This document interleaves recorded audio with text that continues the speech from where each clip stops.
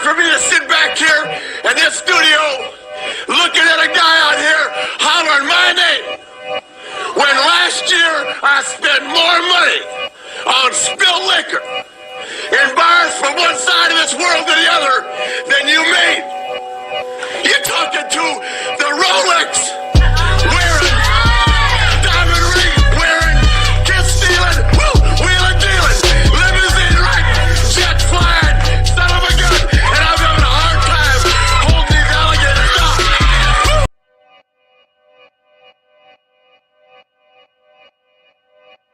Yeah. Talking to my mirror like I love you so much. Curving on my critics like I heard you, so what? You can't kill my confidence, I think I'm the man. Tally all the I ever gave on my head. Lately I've been living like I can't take a loss. They ain't wanna help me, that's what made me a boss. You can't kill my confidence, I think I'm the man. We don't give a that's what they don't understand. I'm back again like flu season. I broke records while loose leafing. I'm coming down my roof, leaving. Don't give a I don't care. Did the for my lonesome. No wonder now I'm on one. No shortcuts on that long run. All I really want is my share. Get on my God, I might tell them it's nothing. In the discussion, for them feelings, I throw all my pain on percussion. It's disgusting. I hear them bragging about that they did, and it do not move me, not in the least. They ain't been dropping no seeds in the soil, but swear that you almost spotted the feast. I've been on go mode, showboat, rowboat, wave ride. Cool shorty, too naughty, pool party, wet for the face ride. Annie up, penny down, hand me down, thrift store, old drip. New money, too funny, old shorty talking about, oh. I'm on that now, can't get a pass now. I'm a cash cow, keeping it brash now.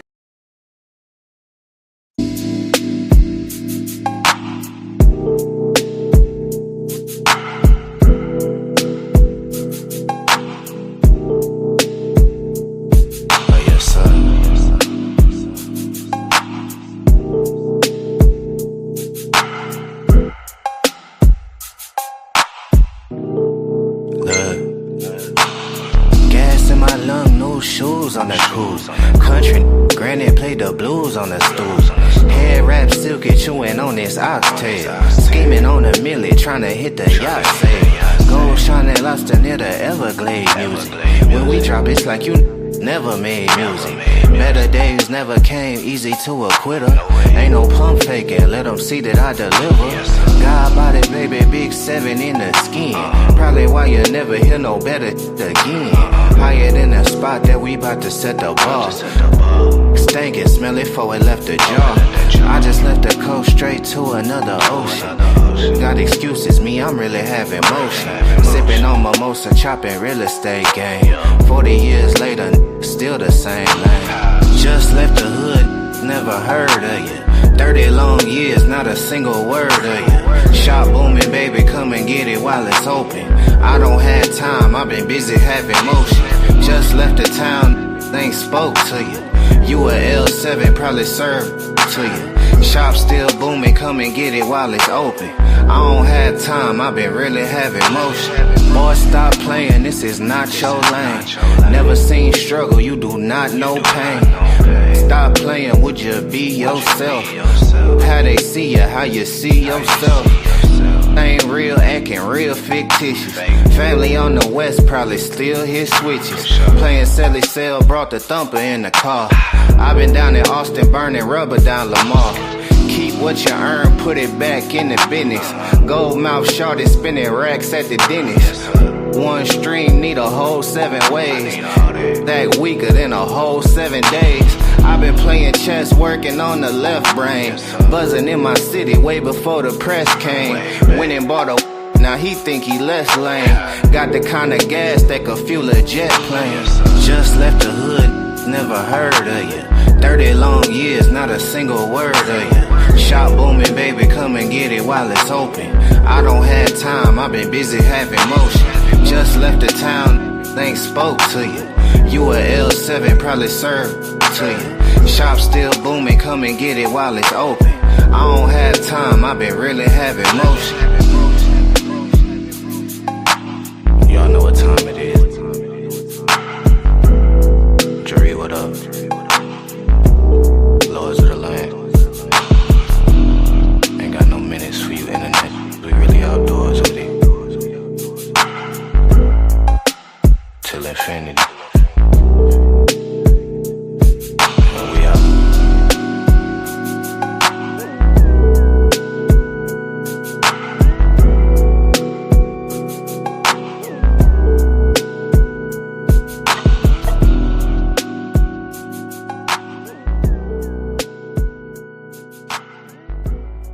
Hey, welcome to Paradigm Shift TV 314. This is your brother DMG, the poet, aka Brother Pianki. And we got a powerful show with another powerful guest. But before we get into our spiel, first, let me say apologies. I know this was supposed to be the Kevin Wesley show, but I was unable to get in touch with the brother. Before I start sending money back, shout out to Mama B and Sage the Savage. I will be sending y'all money back, but I'm gonna see if we can reschedule with the brother. If not, I'm just gonna send y'all bread back and we'll figure something else out later on. That being said, y'all see who it is. It's the Slim Reaper.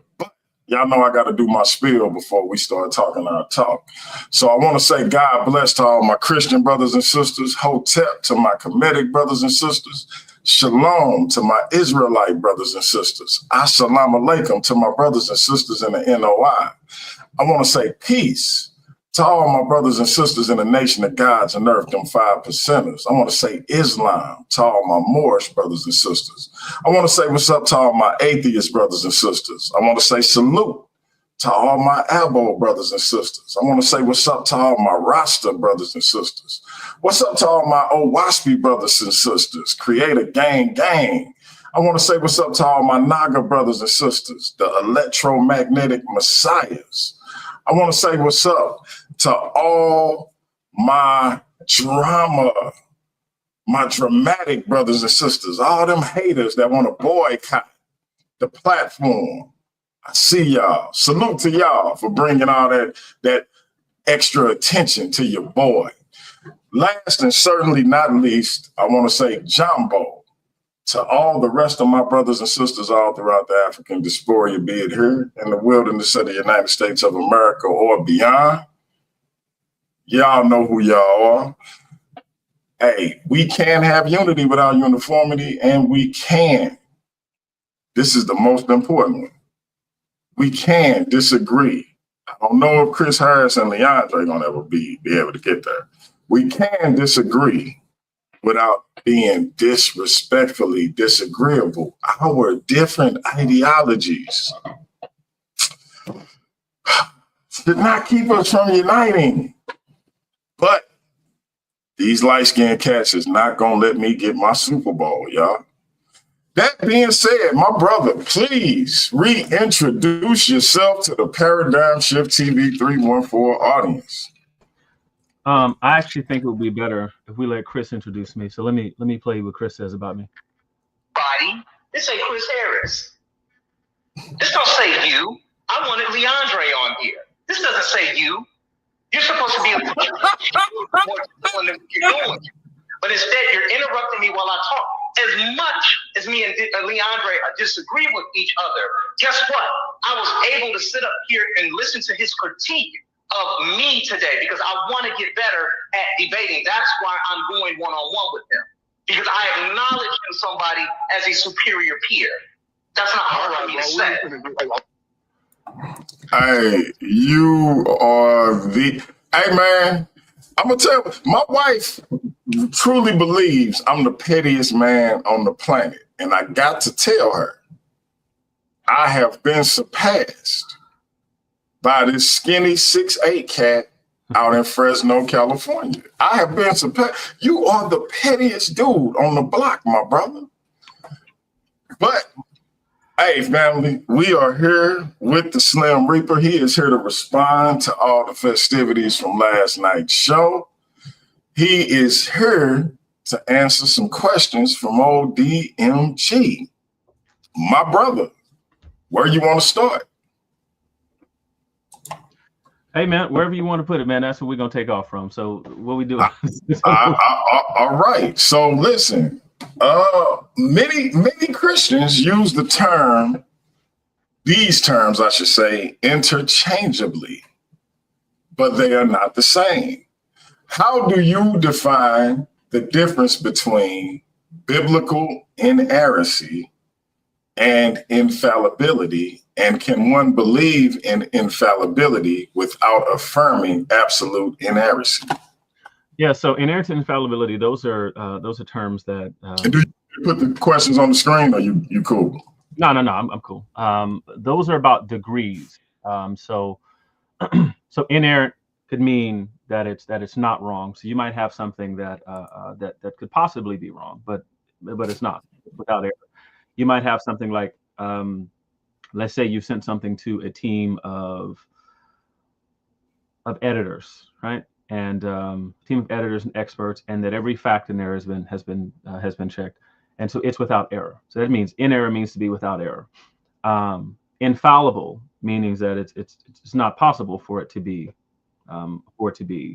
wrong. And so those are essentially degrees. So one of them says it's without error. Infallibility encompasses inerrancy, but it also says that it's at such a high degree that it's not capable of it. So those are differences between those two. And I don't think that Christians use those terms interchangeably. Well, let me say, I don't think educated Christians use those terms interchangeably.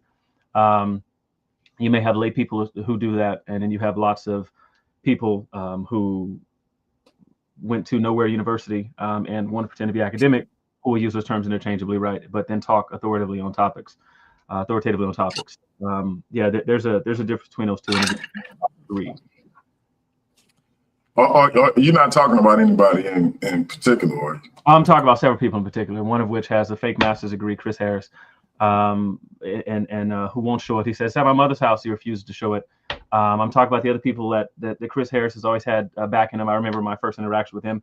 He was touting Kansu as a scholar, and I don't know what's up with Kansu now. Last time you let me talk about it, but I'm gonna say it anyway. I'm gonna say it. But anyway, Kansu has 2 fake downloaded degrees from universallifechurch.org. $19.99 each, free shipping and handling if you buy 2 or more degrees. And so Chris Harris was touting him as a scholar on theology and metaphysics. Said he had a degree in metaphysics. There's no such thing. So they talk about that kind of stuff. You have people like, your friend Jabari, who has some of these like. So when wait a minute. I mean, the list is a very long list. Sabio Robinson, you name it. I mean, on your channel, this is where they live. When I bought my degree from the University of you trying to tell me, you gonna sit here and try to tell me that I don't have a master's in metaphysics? Metaphysics, is that what you're gonna try to tell me? Yeah, I'm gonna tell you that's a branch of philosophy in which there is no degree in metaphysics. There's no such thing as that. And for some kind of way, Kansu got a PhD. Listen, brother, I own it though. I own it. I have it. Like, what are you talking about? Well, you certainly have it. Matter of fact, didn't you buy it for me? I could have sworn. No, actually, you bought one for me. You said, my bad. No, but it wasn't matter. You bought me yeah, you bought me. You sent me $20. You sent me $20, and I purchased myself. It's a matter of fact, I think I got the email somewhere. But yeah. So after you got one, but Rocky, if you want one, universallifechurch.org, you can go get you a PhD in like theology, and you can get one in metaphysics. Universallifechurch.org, baby. So yeah, but you have a lot of these people on here with that kind of stuff. Like I try to press your boy Garfield about numerous topics, because Garfield be way off on stuff too. Try to press him numerous times about stuff, and he likewise won't show any degrees that he has. He claims to have them, and then I watch shows where Garfield said I have he said degrees, brother. Multiple degrees, right? You won't show a damn thing. Like, where are they? Like, now, DMJ, I have a whole video on your page where I show my transcripts. You can even see my transcript, schools I went to, and everything, grades, and so that's up. But why are other people not doing that? Let me ask you about that right quick.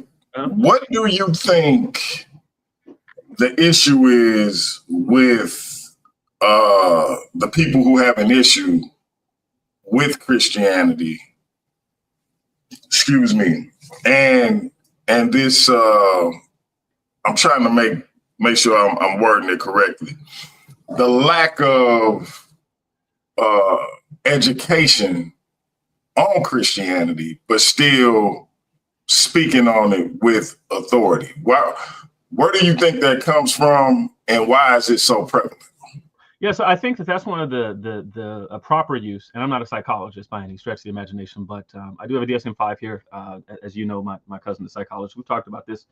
Right. If you look at what the actual meaning of cognitive dissonance is, It's people having a certain belief about something, and then they don't act in such a way that's in accordance with that belief, and it creates a sort of internal conflict. And so I think that what part of this is it's cognitive dissonance. They want to be educated. They think the education is important, and then they don't do anything to get that education. So if you bring this up, there's all sorts of issues, and then you'll have these very same people talking about, he thinks his degrees mean something, like people who are in the chat right now. They want to cite scholars. They think the scholars are good, except for when scholars don't agree with them.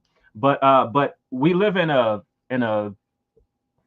society where Christianity has been the dominant religion, and people have had their gripes with Christianity. Some of them genuine, as far as with the application and the use of Christianity. So some people have genuine gripes. Other ones have completely ignorant gripes. And I think most of the gripes are going to boil down to ignorance. And I posted a few days ago that lots of ignorance, lots of outrage finds its roots in ignorance. So you have lots of people who are upset about things with respect to the Bible or Christianity, and it's because they're just woefully uninformed. So they're angry at nothing, if you get down to it. So yeah, I think that, that a lot of people, they want to be big time in this YouTube space. They want to be big time, and they want to be recognized academics like Garfield. And his last little voice note that he sent me, he was talking about how, and he said something that was ridiculous to anyone who's ever sat in the class. He talked about how he was being invited to some postgraduate school to talk to 30,000 PhD students. Now, where on earth are there 30,000 PhD students? Period. Where are they at any one university? And this is the sort of thing that Garfield said, that it just defies logic. Like nobody who's actually attended any sort of institution is going to say something like that. But he said, you don't have to acknowledge my greatness. And that's what part of this thing is. Everybody, they want to be great. They want to be seen as smart and intelligent. And just one more quick detour to go on the philosophical side. Schopenhauer pointed out this a long time ago, that intelligence intimidates people because it's not like sports. It's not like bodybuilding, where these are things that people think that they can work out and attain. They can become like LeBron or Kobe or Jordan or King Griffey or Usain Bolt. When the mental stuff comes into play, it exposes people's vulnerabilities. So YouTube provides a space. Yeah, it's not like growing a beard either. You can't be like, gee, you know what I'm saying? All right. Okay. All right. Okay. I'm talking to you. I'm talking to you, by the way. But go ahead. It's not like growing hair either.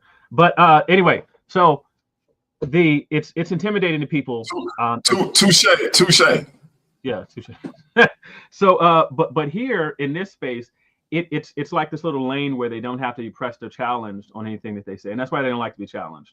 Because here, if they're talking to a bunch of people who they're just a little smarter than, they can sound like they know what they're talking about. They can say certain words and verbs and phrases that get people to think, oh, he's educated on this topic, even when they're using them wrong. Like again, inerrancy and fallibility. Gotcha. Yeah, and shout out to my man Chris. One of the things that I asked him have you later seen Chris's on. degrees? No. Have you ever seen Chris's degrees? Yes or no? I've never personally asked to see them. No, that's not what I asked. Have you ever seen them? No, but I wouldn't because I've never asked. Perhaps if I ask, I might get to see him. So okay, well, DMG, can you do something for me? Perhaps. Can you ask to see them? Sure. Okay. Sure. Now, that being said, one of the things I asked Chris, and I'll ask you the same question, because and I'll just put it like this. I'm not sure if he knew where I was trying to go with it, but I know you will immediately because we've talked about it several times. But shout out to Chris, because again, I'm not sure if he knew where I was going with it. When we talk about the evil deeds of Christianity, one of the things I always ask people is what I asked him last night. Evil Europeans, these evil European Christians enslaved our ancestors, right? Mm-hmm. My question was, you also had Europeans who were Christians that risked life and limb to help our ancestors gain their freedom. That's correct. Why do we emphasize the enslaver who again, were Christians, said they was Christians, etc. But we never emphasize or highlight the abolitionists who said the same thing. Yeah. What's your opinion on that? And do you feel like it's a relevant question? No, yeah, it's a very relevant question, and I think that the short answer, and I'll give a long one, but the short answer is people having a short memory, and a short attention span. Part of that stuff is that people don't know, they don't understand the scale. Like, for example, if I told you that percentage-wise, it was about 5% of the Americans. Let's talk about the people on the what's now the American continent, in continental United States. About 5% of people within those borders owned any slaves. 95% didn't. Now, that doesn't mean that you didn't have a swath of other people and stuff who were racist, but it also means that the situation is a little bit more complicated than that. The fact is that the Quakers, historically speaking, did something that was revolutionary, because the Quakers pushed for the complete abolition of slavery, not simply a change in slavery, because you had challenges to the status of slavery and the type of slavery that we had on this continent and abroad, and among European and powers that were identified as Christian or Roman Catholic or what have you. But the Quakers came and did something revolutionary, and they started saying that it was unbiblical to have slaves in the first place. Then you had the Puritans. Part of the and it's a fact. It's a historical fact. You can look up. I think the paper is called "The Puritan Roots of Abolition," where it highlights the fact that that Puritanism itself, so like with the New England Puritans, had an entire tradition that led to the end of slavery, because they provided their exegesis and their language and their terms, their religious practices, the way that they organized churches. All of those things challenged the norms of difference between black and white, and then ended up leading to people saying, well, we can't, slavery in and of itself is a problem. So Puritans, the Quakers, I mean, and numerous groups, you might talk about Baptists, Methodists, and like even when you talk about something like the revivalist movement itself was an integrative movement, where you had people who were starting churches in the middle of the wilderness, and they largely consisted of like women and slaves, like two of the groups of people that were on the margins of society, because you weren't a white owning Christian male. And so the revivalist movement was an integrative movement that brought black folks in, and then with the second wave of revivalism, and the Great Awakening, you ended up having this massive movement towards educating Negroes, and one of the ways that they did so was going to be by means of reading them the Bible. Now, this didn't result in a mass conversion. Now, you had a large concentrated effort of conversion, but it didn't result in a mass conversion of Negro slaves. But it brought up literacy for the Negroes, and so the main vehicle for bringing up literacy for Negroes was the Christian church. And so all of these things, of course, they're forgotten. I mean, one of the most obvious ones is the Civil War. Is the bloodiest war in American history, where white folks, of course, laid their lives down and stuff. And while usually they'll emphasize the way that the South exegeted the text to talk about. Did you send Cut 'em Up the link? No. I don't know how he got it, but he's here. No. Yes, I did. I did send him the link. I was about to say, if you didn't, then he's magic, because I didn't send it to him. What's up, Court? Oh, so real quick, let me land the plane. So with that said, they usually emphasize the way that that really was a 19th century sort of application, by and large, of the text related to slavery. That was in opposition to the way that the book itself was interpreted prior to. Like, for example, the commandment, "Thou shalt not steal," that we get from the Ten Commandments. In Hebrew, it's actually more so, "Thou shalt not kidnap," and it's more akin to man stealing for the purpose of enslaving. So it's not actually about "thou shalt not steal" in its original Hebrew. It's actually a prohibition against the sort of slave practice. So what we had in the Americas with people claiming to be Christian, and even misuses of the scriptures in the South, was a deviation from traditional Christian practice and traditional biblical application of values. But people, again, have a short memory, a short attention span, and a lack of study. So those sorts of things, it leads to anger, like I said, but that ignorance is the root of their outrage. Yeah, and before we get to my man, cut him up, Courtney, one of the things, shout out to my sister, may she rest in peace, Nefertiti, hit me with, as she was doing her apologetic thing to me, was I remember she hit me up, she was like, brother, are you aware that in mass, most of our ancestors didn't convert to Christianity till after the year 1800? And Courtney say he's not able to talk. I got you. Oh. Okay. Well, hey, DMG, it's even worse than that, though. But the reason I bring that up is a lot of people say Christianity was forced on our ancestors. And so you know where I'm going.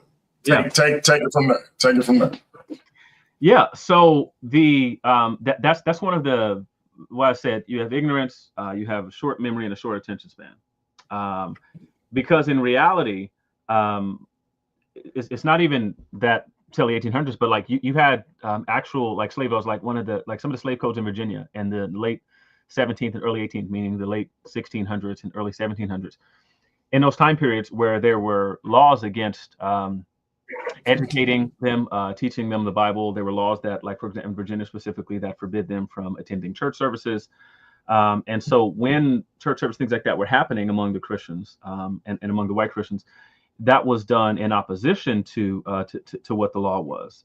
So you didn't have, it wasn't until after the abolition of slavery that Negroes became majority Christians. Prior to that, you maybe had about 40% or so. And even among the 40%, according to numerous reports, you had lots of people that were even calling themselves Christians. They would do things like attend church service just because they wanted a place to go. They would be hanging out, they'd be drunk and stuff there.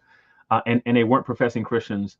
They attended religious services, but a lot of times they get counted in. And so the number, even so, if we go 40%, that's the most generous number we can get for what percentage of them were Christian.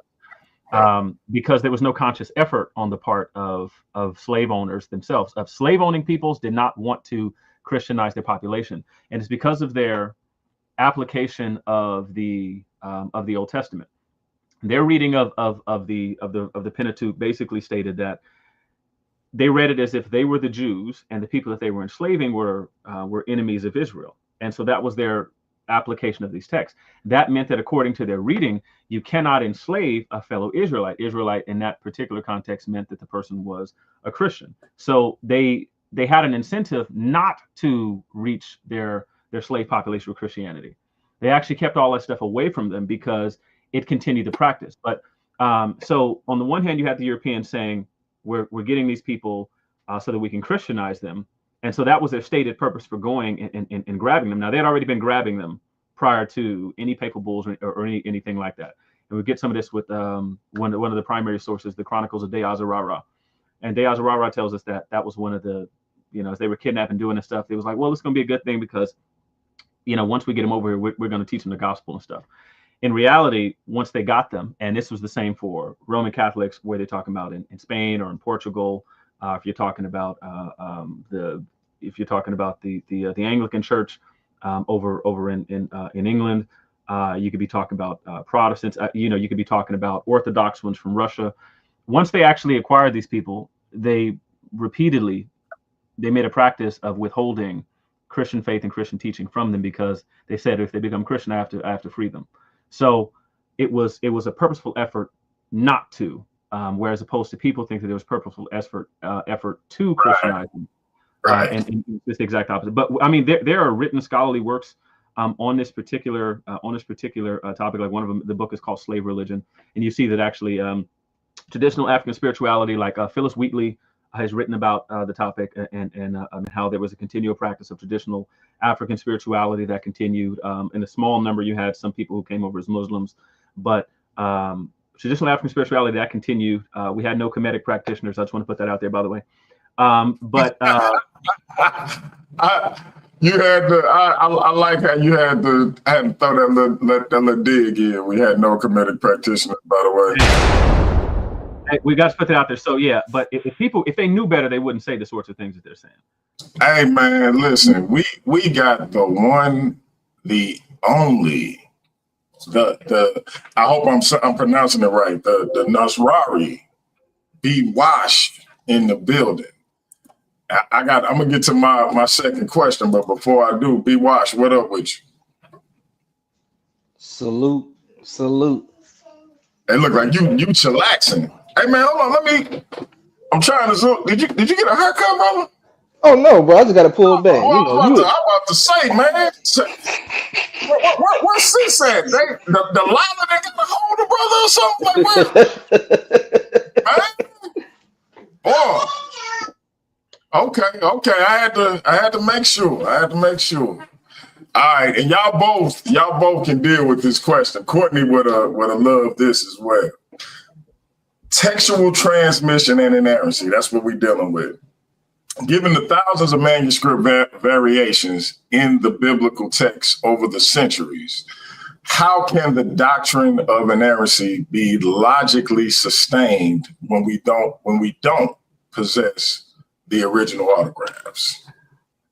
So those are actually mostly unrelated. What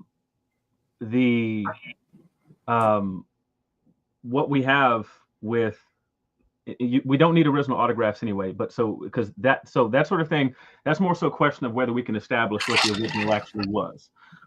It's not really more so about content and whether something is in there that's false.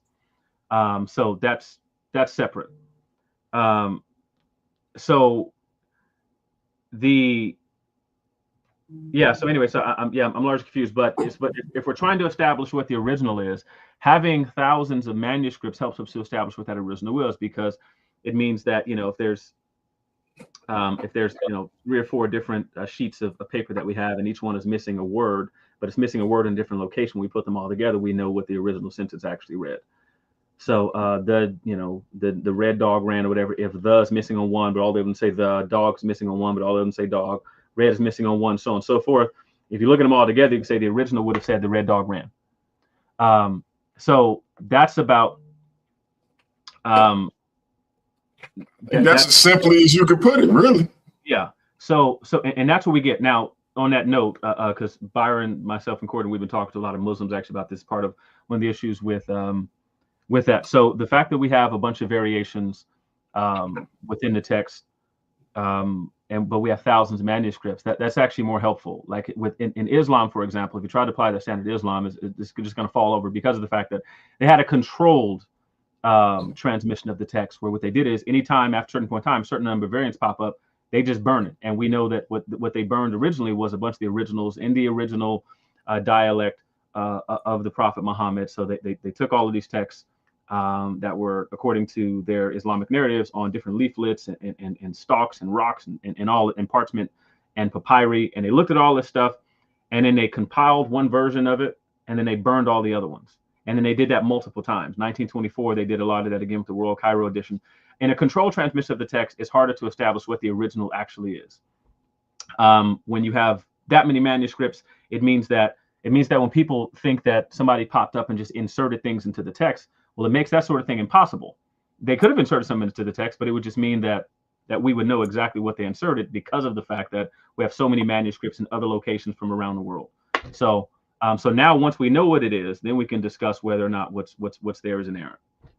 But it's slightly Spiderface 666 said, "Can we have our light skinned Super Bowl today? Where is MVP Chris?" Hey, listen, I think I'm gonna start hashtag light skinned Super Bowl. But hey, B Watch, you want to add on to that? Yeah, I was gonna say, kind of similar with Leandro. Those are two kind of separate, unrelated questions, because one is dealing with the actual academic part of the equation, and the other is dealing with the more, for lack of a word, theological, dogmatic, doctrinal part of the equation. So kind of,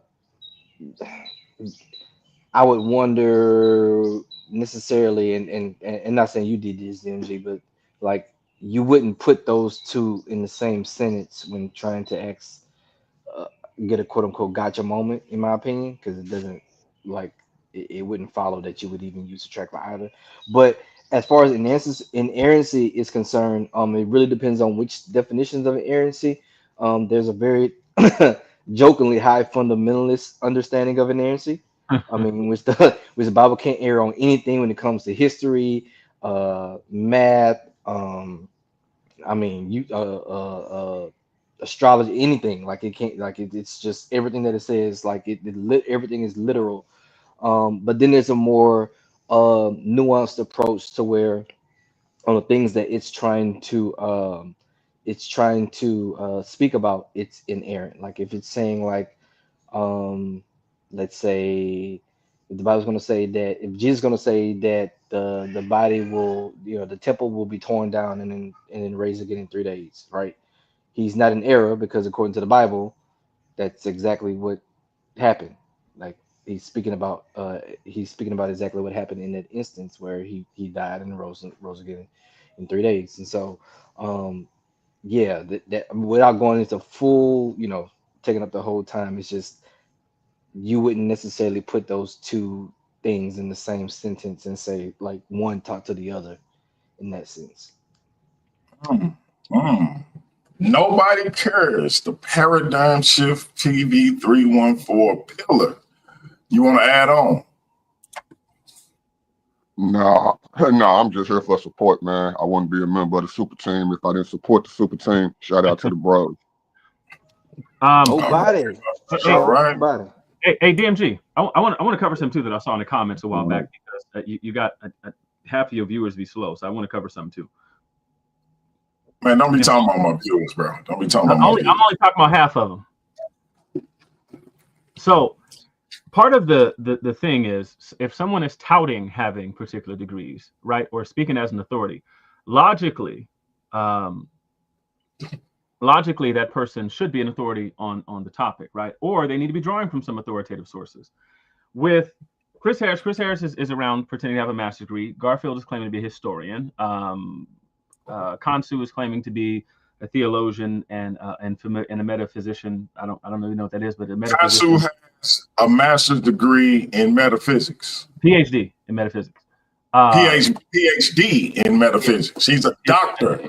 Yeah. A doctor of metaphysics. Yeah. A vice lord with 2 PhDs, as he told me.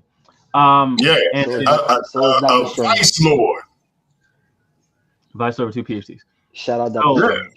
So he said that, and then you have like Jabari. Jabari has a bachelor's degree in Africana studies that he says makes him a historian. And so if people are making these sorts of claims, right, it's actually their credentials are relevant. The same reason why like your doctor has one hanging up in their office. And your mechanic and he has an MDiv. Yeah, he has an MDiv from some online thing that it costs $1,400, and then you get the thing anyway. But that's fine. That's hate. That's hate, Slim Reaper. That's hate. It's a lot of hate. So it's a person's credentials are relevant logically. Though, if it's not relevant to you people, I mean that's fine. Just next time, like you hear like grandma got cancer, take her to to somebody up the street, like who works on cars or something. But it's logically. Why you putting cancer on people's grandmother, bro? Why you putting cancer on people's grandmother? Cancer is going to be the number one killer of most of us. That's how most of us are going to die. So I'm just it's a probability thing. So that's come on, bro. But the person's credentials, you want a person who's a reliable producer of information. Part of that is the reason why people get credentials. So when a person works in a particular field, they have some background in history. Now, it's not to say that you can't talk about topics if you're not particularly an expert on it, but at least make sure that what you've done is you have some backing with that. There are people who study these sorts of things professionally, and they write books, they write papers, and you can read them, you can access them, you can cite them. But one of the major things is if you're submitting work to a subject matter expert, they can check to make sure your conclusions are valid. It's not really possible if you're just reading stuff and you're not like submitting something for review, because you may have grabbed a bunch of stuff and be using it improperly. But so if Chris Harris is touting himself as a scholar and an academic, which he has claimed he has for years on multiple occasions, he's claimed people in the circle have these sorts of credentials. DMG has supported half of these hacks, and then they can't produce anything. So if hey man, listen, don't be. No, I did mention that you can't grow facial hair. So I'm about to say I ain't calling you out on your lack of don't be, but I did. So okay, that's fine. So again, so and just the last thing, land plane. In any other field, like we would require this, right? But when people want to speak on what's going to be life changing and could potentially be, and what could potentially be, if anyone is right, I didn't even get the whole thing. Let me delete that. It may have eternal consequences, but you have people commenting on stuff, and they don't know like what they're talking about. And so, like, again, you have one man talking about philosophy and logic, and he's all on Wikipedia looking at a gaslighting fallacy thing. There's no such thing as a gaslighting fallacy in logic. If he had ever taken a logic course, he would know that. But he said it, and he gets online and he says it, just like DMG. And I'm going to ask you a question. And DMG, I have to ask you one hard question, and then we can get back. Oh my God, I'm asking the questions, brother. I'm asking the questions. One hard question. Just one hard question. Okay, well, I'm asking a question to the audience. I'm asking the questions. Okay, that's a question. Read what my sister put.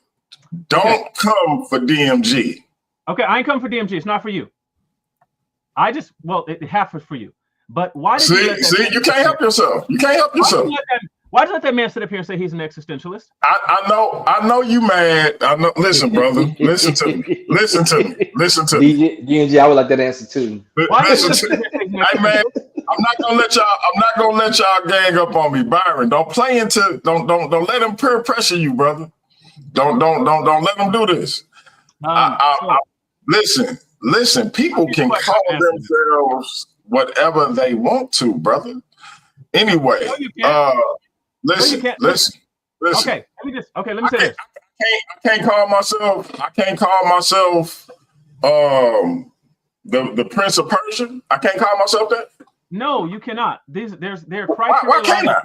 Because who gonna stop me? Who gonna stop me from calling myself that, Leandra? And people, when they put you in that room for calling yourself the Prince of Persia. Now, but they got to get me in the room first. But in the meantime, I can be calling myself the Prince of Persia. Hey, DMG, let me just say this. Who am I to say that man is not an existentialist, bro? All I'm gonna say is there's only one person I know. It was the first person on these streets calling themselves a black existentialist, and that person on this panel. So I'm just trying to see, Yeah. Now here's the thing. Now, Chris Harris has, y'all hilarious for that. Y'all hilarious for that. He has no idea what existentialism is, and he certainly didn't the first time he made his existentialism video, because we were all around these groups at the same time. He didn't know what black existentialism was, and a few hours later, he was an existentialist. How? This is not a man's list about any topic. I mean, no topic, none. Don't talk to him about nothing. He don't know what he's talking about. So he called himself a black existentialist. His man's not an existentialist. He don't know what existentialism is. He don't know what it entails. Like if I asked him anyway, how you know I didn't send him the same books I sent your people? Well, because I know that by the time he made his first video, he couldn't have read the damn books by that time. So if he's making a video like an hour after asking what existentialism is, he can't be an existentialist. He don't even know what it entails. He don't know what it conflicts with, what it contradicts. He has no idea. He don't know what existentialism is. That's hate, bro. It's a lot of hate. That's philosophical hate, brother. Speaking of philosophy, though. Philosophically, how do you reconcile the law of non-contradiction with passages that seem to present theological tension? Does this challenge the idea of Scripture being wholly coherent?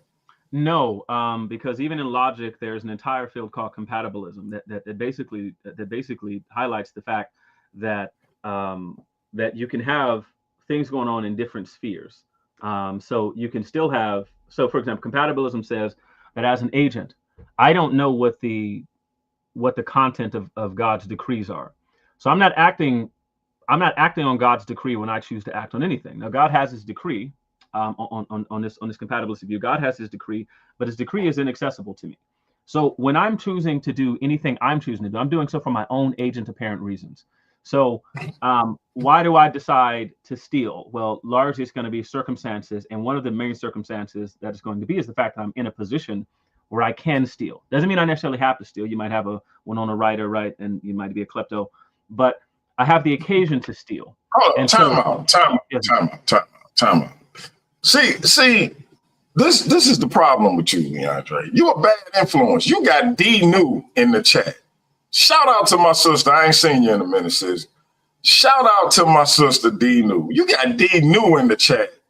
Adding on to your shenanigans. You a bad influence, brother. You a rotten apple, man. Shout out You to a Dino. rotten apple, and you spoiled a bunch. Go ahead with your go continue, man. And Classic Craig, I think the statement was in these as far as this YouTube sphere in terms of black existentialism, bro. I'm the real black existentialist, just and I'm a but anyway, continue. Yeah. So, by the way, I want you to know I submitted that list to my old professor of black existentialists. And he said he's going to include a bunch of them in his curriculum moving forward. So, when you shout out to him, tell him to make sure he shout out old DMG, the high school dropout.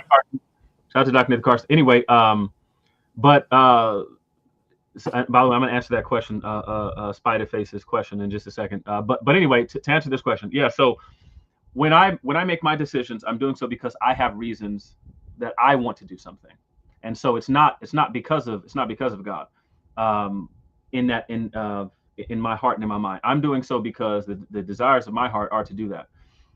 Whereas the verses that talk about God's sovereignty, that's about God not being impressed by any what are called antecedent conditions. Antecedent conditions, like I have antecedent conditions. I didn't choose when I was born, where I was born, my parents, my family, what time period I was born, none of that. And nor any particular issues with family structure. A person who gets hit by a car and is paralyzed and ends up suicidal at the end of that, and then kills himself at the end of that. That person had antecedent conditions that put them in a position before they decided to commit suicide. Who put them in the position before they decided to commit suicide? On this view, God would have put them in that position and would have been ultimately sovereign over all the choices. But that person acting in that place wasn't acting thinking God is trying to take me out. That person acted for their own reasons at the time. Now, I just want to point out there is an awesome book on this. Hang on. And if I ain't already got it, I might need that because that's one of my favorite things to talk about. Yeah, so this book right here is an edited volume, but it's called Moral Responsibility by Matthew Talbert. This is an entire book on the compatibilist worldview. It is it is a wonderful resource. But basically, modified Frankfurt style compatibilism and how these questions are asked. There's some really dope philosophers who also tackle this question. Guillaume Bignon is another one, but there's an extensive history and stuff on this stuff. So it doesn't really present contradiction. I think that there's some interesting passages too that come up in scripture. For example, like one of the ones, I think one is in Chronicles, the other one is Samuel, where there is even some two things stated with respect to Satan pressing David's heart to conduct a census, and the other one saying that God did so. The fact of the matter is that both can actually be true. So those on its face, and I'm only mentioning this because on its face, even with the issue of sovereignty versus a human will, those things don't present an actual logical contradiction. They may present a paradox. The paradox is slightly different.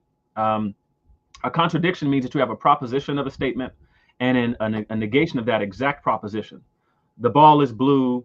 The ball is not blue. That will be a logical contradiction. So these things, they present a paradox, and something that's particularly challenging, but on its face, it's not actually a contradiction. Got you.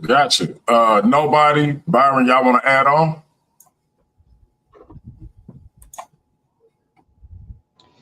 In the words of a famous person that I know, that I'm gonna stick to the rivers and lakes that I'm used to. Hey, you know what? I ain't said that in a while, man. I got to drop a bomb for you for bringing that back up. I ain't said that in a while. Because, see, I ain't had DeAndre on here, so I ain't had to stick to the rivers and the lakes that I'm used to. But D, the thing about it is this. I'm pretty well trained and learned this stuff, but that lane ain't my lane.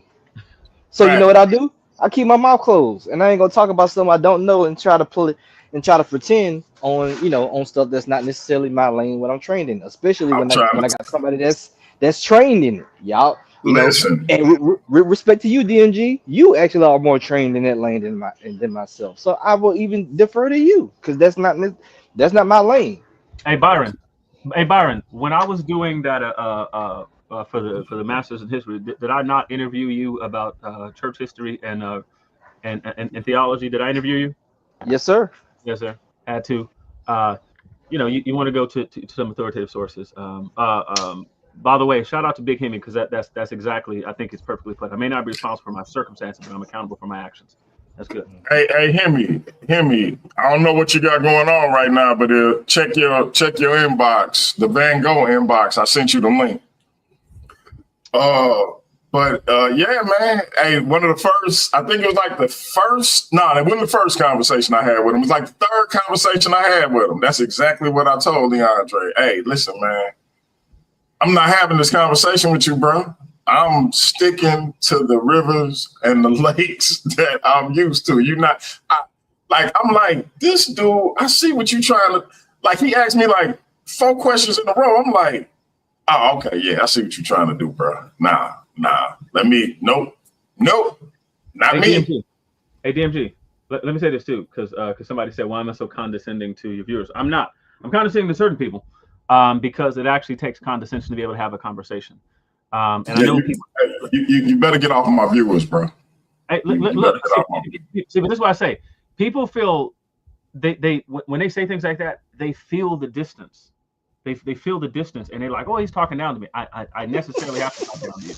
I have to. Yeah, see, that's what I'm saying, man. I'm having to explain things to you, right? Listen, like, this is what I'm talking about. This is what I'm talking about with you, man. This is why I have to point out like certain things about you, man. So you 6'8", that's cool. A-B.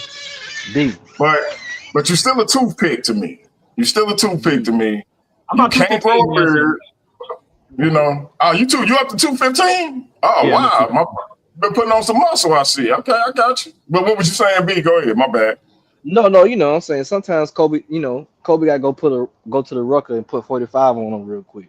You gotta, sometimes it gotta happen. Sometimes Kobe gotta go to, he gotta go to the rucker and show him real quick, like, hey, brother, don't let TNT and ESPN fool you. Like, I can still get in the streets and show y'all, like, there's levels to this. Yeah. Hey, listen, I'm all about showing people they place in the bigger picture. I'm all about that. However, when it comes to my audience, my audience supports me like no other, and I gotta support them back. And I will not allow you support nonsense.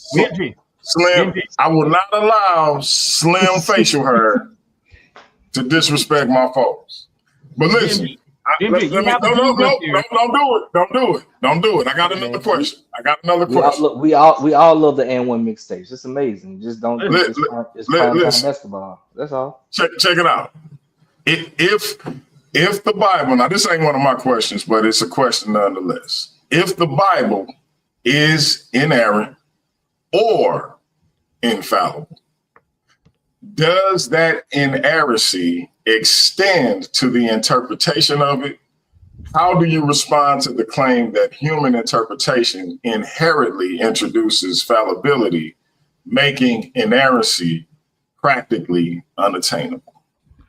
Well, I would say, yeah, I would say that that no, it does not extend to interpretation. We don't have infallible interpretations, but like on a probabilistic front, right, with tools of exegesis, you can boil down possible interpretations to sometimes one that can only be interpreted one way, and sometimes really a handful of ways that it could be understood and interpreted. And so it doesn't make it practically unattainable. And so, for example, if I told you that when I read the section of the Bible that says, God said, let there be light, and that means that I should take a baseball bat and start clubbing seals with it, everyone would think that would be an absurd interpretation. We understand that there's certain things necessary to understand any particular text, and that there are tools for one of the things we call exegesis. And through the exegetical message, you can get a pretty good idea of what any particular passage of Scripture means. And then when you add in things like grammar and syntax and vocabulary, it means that all sorts of interpretations are completely off the table. It's not possible. We wouldn't do this with a phone book. We wouldn't do this with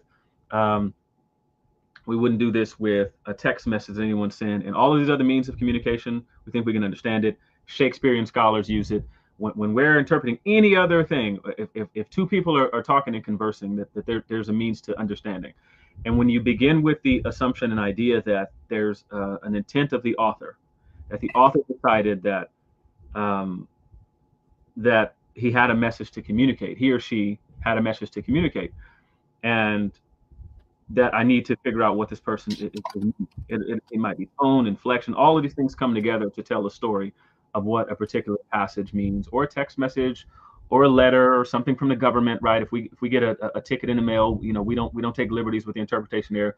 We don't think because I'm imperfect that I can't understand what the citation says or what it means. We don't do this if we're standing in court, talk to a judge, like, well, that can mean anything. We don't do that. We don't say it's unattainable in any of those other means. It's when it comes to the Bible that sort of thing gets applied, and this is where people aren't on the side of unbelievers or critics or whatever, where they stop treating the Bible like any other document. But if it's a work of literature means like we can do work for every other piece of literature. If I can piggyback on that for a second, it's like a person saying, yeah, I read the Bible and God told me to go build a boat. And then you say, well, where you get that from? And then they go to the story of Noah and say, see, right here, God told us to build a boat.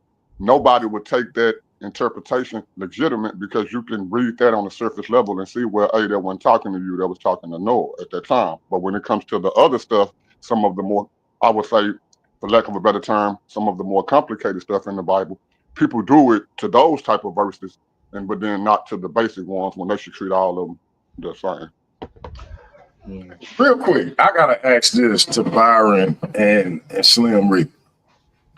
Me watching Slim Reaper. Serious question, real quick. Not to get too sick. Is nobody from Trust and Believe the Gospel? Is he not the like? I say this to people, and I say this to him. Is he low key not underrated when it comes to his knowledge of the Bible and his ability to express the scripture, explain it, etc., especially in terms of simplifying it, even though sometimes these can be complex things that he explained it to me. He can simplify complex things, even though it kind of go over people's heads still. Is he not one of the more underrated urban apologists out there? Definitely, most definitely. I don't think he really knows. But go ahead. But then look at who I talk to. I talk to people like Leandre and Byron and even you, DMG. And like hey, hold on, nobody. Let these brothers give you your flowers, bro. Let them give you your flowers. I would say this. I would say, and I'm pretty sure Leandre would agree, that actually the way in which nobody and others like nobody, since we're talking about nobody, articulates the biblical text and gospel, it's more in line with the people of that day, because we unfortunately are so many hundreds and thousands of years removed from the events in question that we forget that these are regular people. These aren't necessarily just the scholars of the day for the most part. They're not speaking in a highfalutin King James English tongue. They're speaking regular talk. They're speaking regular parables, regular talk, which is the vast majority of the people in the world. Like the percentage of people in the world who actually have a higher education, that have postgraduate education, etc. It's that percentage is what, Dre, like 5% and under? Yeah, 5% and under, and then less than 2% are going to have more than one a graduate or postgraduate degree or certification. So actually, the way nobody, like, that's actually more in line with most of the people in the world for them to understand the text and stuff. It's only the nerds like myself and Dre and others that take it, take these things and able to come from the ivory tower and down. But no, like we need that information. We need people to just talk regular to me. Talk, and I ain't saying in a negative way when I say talk regular to me, but talk regular to me like the way my granny can understand it and stuff like that. I was also going to say, DMG, to answer your first question. And I know you didn't write it, but it's kind of weird because the question starts with biblical inerrancy and infallibility. So, especially the infallibility portion from a Judeo-Christian worldview, only the Creator has that characteristic of being infallible. So then to ask if a human interpretation, which by definition is fallible, being a human, is infallible, that kind of is, category category issues for me.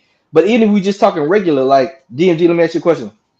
If I was to say to you amongst our cultural people and say, man, hey, that's a cold brother over there. He cold. Would a valid interpretation of that be like, hey, I need to go get I need to get a blanket or a jacket for him because he, his temperature is at a level that, he can start to shivering and shake and, and he needs to warm up. Would you take that as a valid interpretation if I was to say that? No, sir. Okay. So there are valid. You might be talking about his attire. You might be talking about a poem he just laid down, a basketball game you just saw him play. Like yes, it's a lot of nuance to that. It more than likely it has nothing to do with the weather. Exactly. So it's better. So it's various degrees of interpretation that we can take that statement into what it can mean. But we can't say collectively that what I'm not saying is he needs a jacket or a blanket because he's shivering and shaking. Hey DMG. So I want to say this again. So to Rocket, his comment, he says with respect to the topic of interpretation and that sort of thing and infallibility, he says perhaps it's because the existence of hundreds, if not thousands, of different Christian sects, most of them conflicting. Well, I wouldn't actually say most of those are conflicting. I think that might be overstated, but I do hear your point. But like I said, if you start looking at some people in their interpretive methods, you're going to find that some of those aren't valid. Like with the example that Byron just gave, it may give a person who's not aware that there's actual means and tools of interpretation, exegesis, and the like, grammar, syntax, culture, context, historical critical methods, social rhetorical commentaries. If people aren't aware of that, they may think, hey, to your point, they may think, hey, well, this must mean that you know that this thing doesn't make any sense. But that assumes the sort of thing that we're challenging right now, that you can have just any old sort of interpretations. There's some people who had interpretations of text that aren't possible. No one would ever have such an idea. You might be reading back into a text something that no one at that time would have ever read or thought of, ever.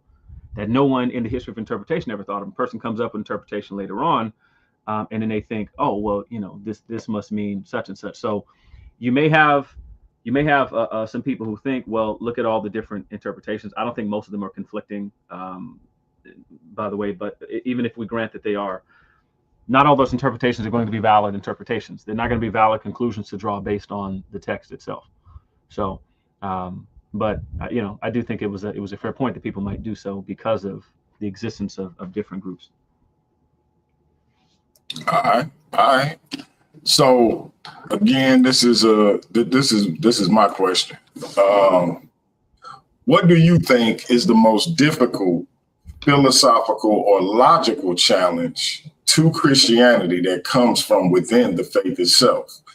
And how does the doctrine of biblical inerrancy address or fail to address that challenge? Well, I think that probably the biggest one is going to be, let's say, and it's not to say that I think it's difficult per se, but that I think it's the most difficult. It's probably going to be on talking about things like the existence of God.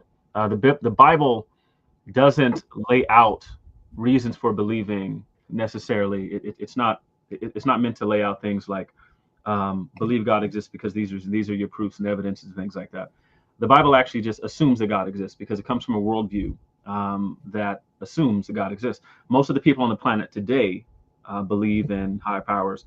Were born, according to, I think Justin Barrett is his name, Born Believers in his book. And so the science is on the side as well to say that people are born believers, born with the capacity for belief, and born believing, and so that's a natural thing. Whereas in a post-enlightenment world, where we have as some scholars have called it, a buffered self, we don't have the poor self, what we think in the natural and the supernatural, that those things sort of coincide. Most of the people on the planet do. Lots of us in the West who follow the white Enlightenment people, we don't believe that. And so it presents a particular challenge when trying to speak to people from that crowd, because the biblical writers start with the assumption God exists. That's what they start with. Everyone did. Everyone sort of assumed that God existed. And so on the question of like biblical inerrancy, again, it assumes, hey,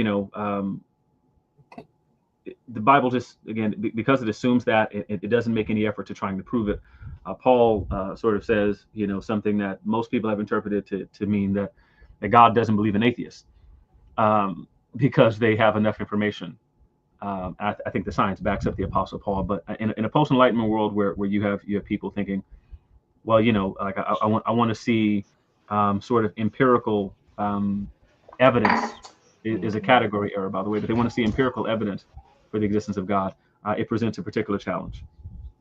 Drake, can I ask you something real quick? Yes, Could sir. you quickly exegete the often misinterpreted passages about the camel in the eye, and also in the gates, for example? Oh yeah, that yeah. people So get wrong? yeah, so it happens lots of times in churches where they'll say that Jesus says that that it's easier for a rich man to go into the kingdom of heaven than for a camel to enter the eye of the needle. Lots of times people will basically say that, hey, there was this gate around the city, and the camel, you have to unload the camel, take off all of because it was a beast of burden, you had to take off all of the saddles, things like that on there, get off the camel to get down to the knees, you had to pull it through.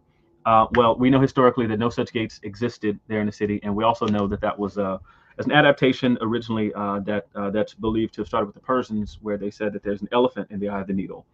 And it was actually a phrase meant to talk about the impossibility of something. So you talk about how difficult something is. Like, man, it'd be easier to fit a camel through the eye of a needle, right? That's how they have said it in Palestine at that time.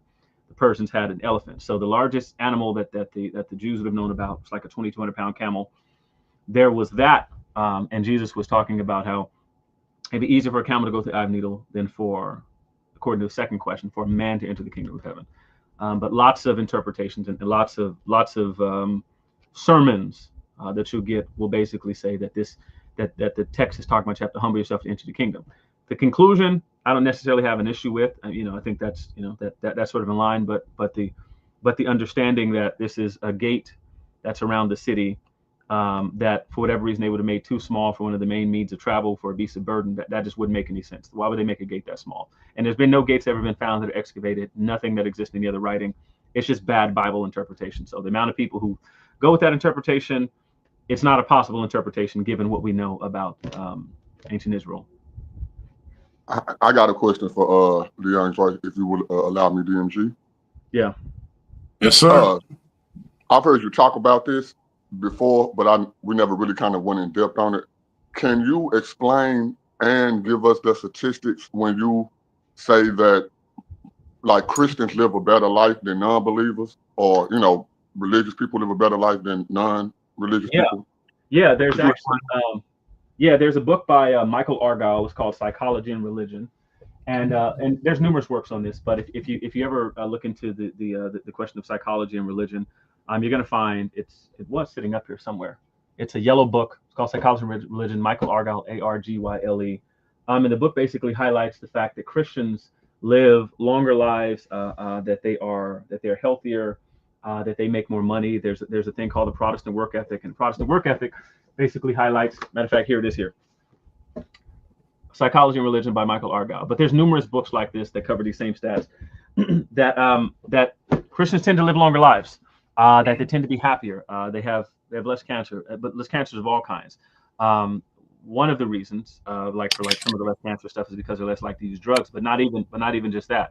The sort of environment that you're in the church environment is a better environment than, and it's not and usually people say, oh, well, you can get the same thing from a country club, something like that. Actually, the science is going to tell you that you can't. You don't get the same results from being in other social clubs or anything like that. The church presents a particular benefit to people where they live longer, happier lives. That's a fact. So, but yeah, this is the book, but there's numerous things you can find on this. And if you look up, because like I remember Sabio tried to respond to something at one time by trying to quickly Google, but the study that he pulled up was actually full of flaws. So if you pull up a meta-analysis, which is essentially what this one is, it's a composition of all that kind of stuff. You're going to find that you're going to live a better life if you're a Christian. It just is, in a materially better life. And I remember this is one of the times, DMG, that you let a bunch of people threaten me for talking about this particular topic, for pointing this out. I let them threaten you like Did you fight? I'm not your bodyguard. What are you talking about? Okay, well, I thought you would. Okay, but anyway, so what are you talking? You don't pay me. I mean, I sent you money and you sent it back.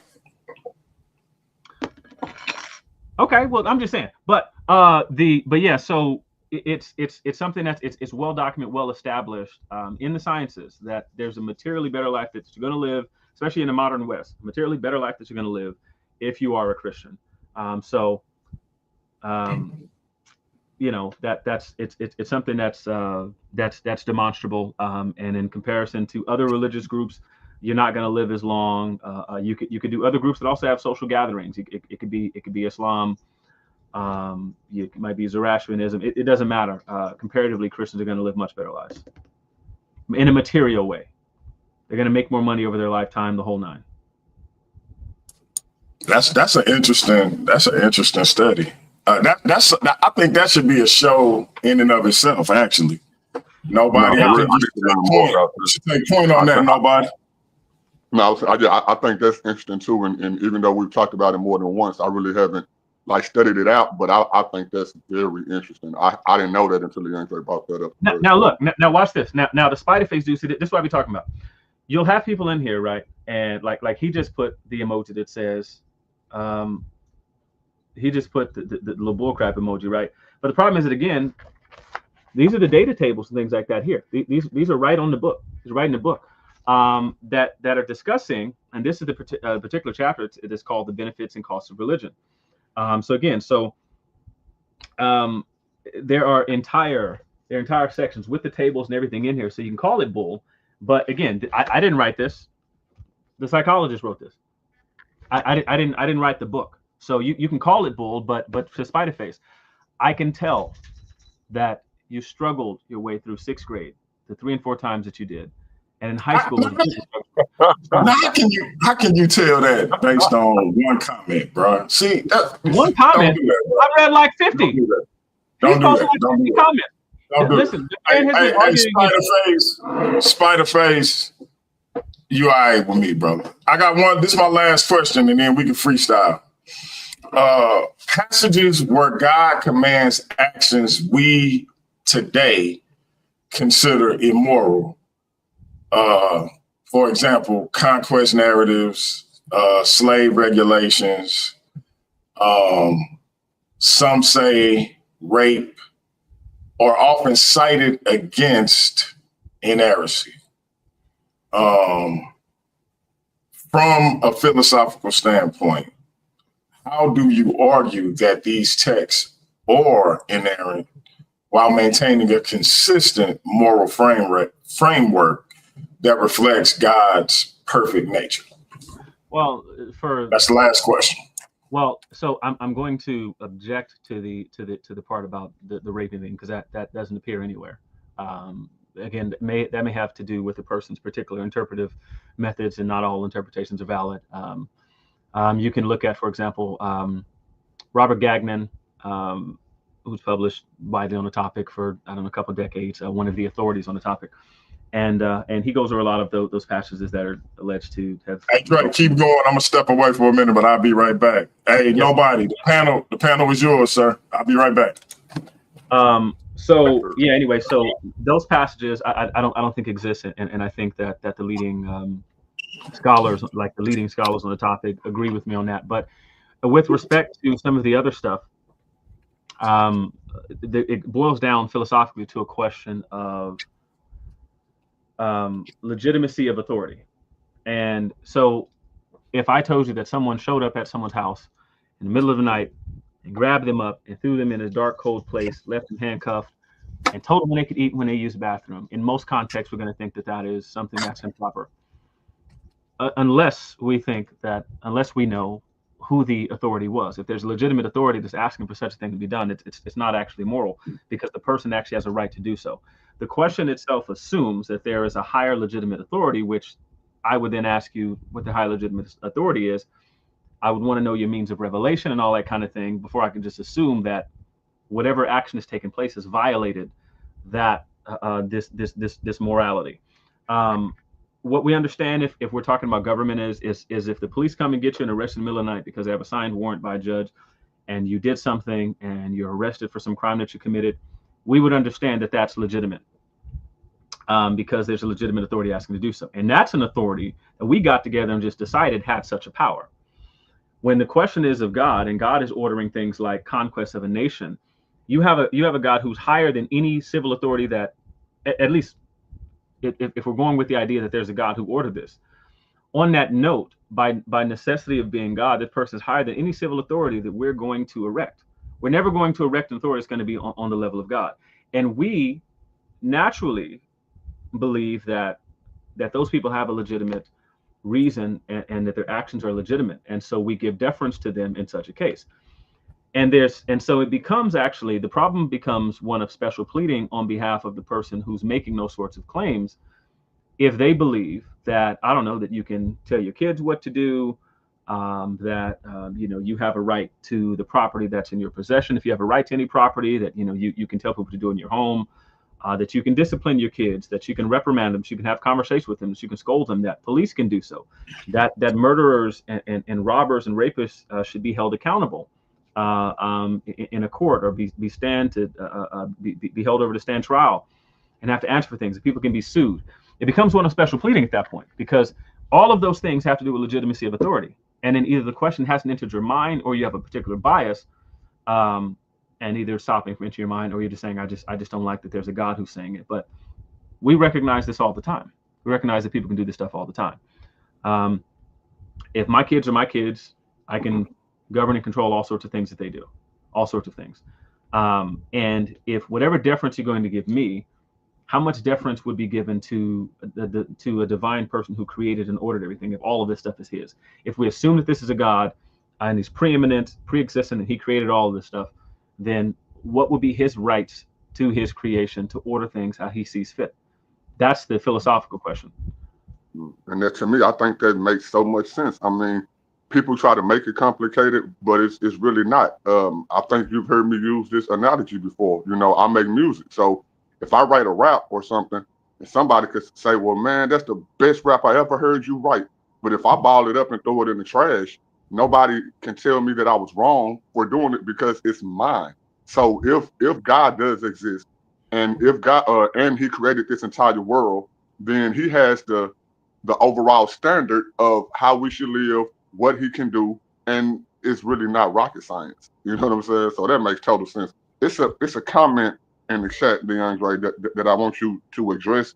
I'm gonna read it, and then let me say something about it first, and then you go ahead and elaborate on it. It says, you talk about the James Randi one? No, this Spider Face. It says, there is zero evidence of a God, devil, angel, or demons. He said only low IQ people believe in the Bible. Now, just 2 weeks ago, the smartest man in the world with the highest IQ out of anybody that has ever been tested says that he believes in Christ. So you see how comments like that really don't make no sense. Go ahead, but this is what I'm saying. So those sorts of comments, those comments come from low IQ people. Like I guarantee you, I'll put my IQ up against Spider Faces any day. And I'll guarantee you, in Spider Faces, we can do it today. And if your IQ is higher than mine, I'll give you 10 grand. And again, your IQ just has to be higher than mine. I'll give you, and I'm telling you today, if your IQ is higher than mine, I'll give you 10 grand. But if you lose, I want 10 grand from you. So we can put up some money today. I'm definitely not low IQ.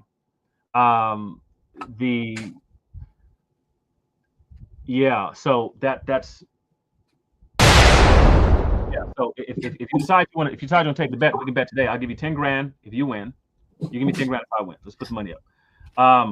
So the fact is that the people who are on the list of Nobel Prize laureates for the sciences, that's dominated largely by Christians. It's over 70% are Christians.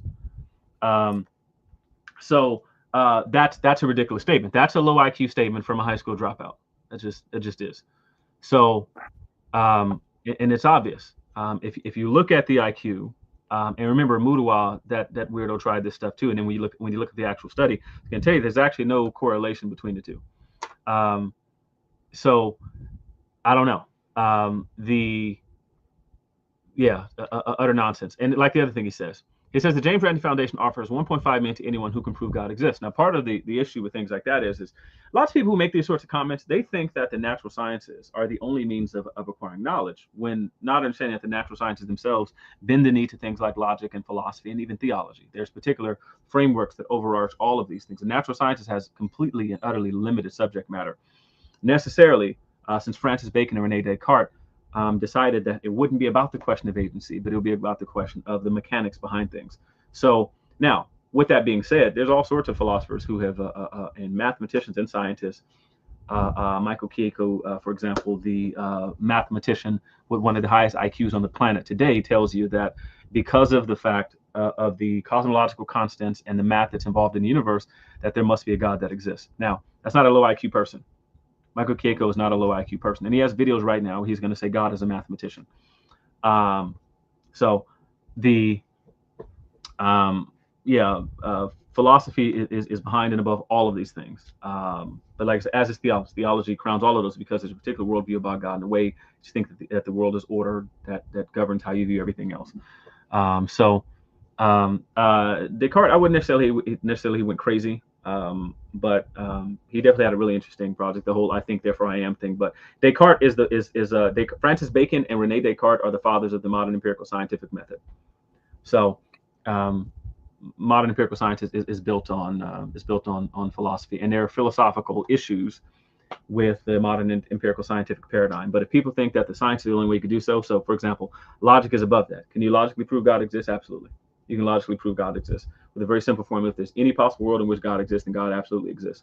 That's well established. Anselm's ontological argument, and it's proof of the existence of God. Now, whether low IQ people understand what I even just said, and whether you're gonna have to go try to Google what that means, whether you catch that afterwards, going to be on you. But that's a proof. And hey, man, go ahead, young. I'm gonna play some for y'all, and I want all three of y'all to give me y'all insight into this conversation. Nobody, you've seen this live, but I want to get y'all insight into this. If y'all can't hear it, let me know. But let me push play. Make sure I got the volume up. All right, let me know if y'all can hear it. Subscribe to that, then come right back, and then boom. Right after that, you got Super Wavy. Subscribe to that, then come right on back. Appreciate that. Yeah, the numbers is going down, so niggas is really going to go check them shits out. That's what's up. Appreciate that. Uncle Hercules, say that again. I mean, Uncle Jose, say that again. What's up, DMG? What's up, Chief? DMG, you hear me? Hey, DMG boy. Yes, sir. You're Christian. Sir. I'm mad at you, DMG. I'm mad at you, DMG. Come on, we're not finna do this. We're not finna do this. Hold on. Why you mad at me, brother? And hold on real quick. Hold on real quick. Hold on real quick. Hold on real quick, bro. I can't hear him. Hold on real quick. Shout out to Spiderface that just subscribed on my channel. They said they subscribed. Shout out to Mika, they already subscribed. Shout out to everybody that's subscribing right now on my channel. This Q. We simulcasting right now. Q, what's your channel? Q, what's your channel? Let me hey mods, drop my link to my channel so I can put it into this shit. But go ahead, Joe. Because you said what was you saying, bro? I couldn't hear that last part. You know how long I wanted to tell you I'm mad that you went from Kemet back to Christianity? You know how long I wanted to get that off my chest? How long, brother? How long? We gonna bring him back. No, I can't believe the great DMG said he went back to Christianity. I still got the utmost respect for Kemet, man.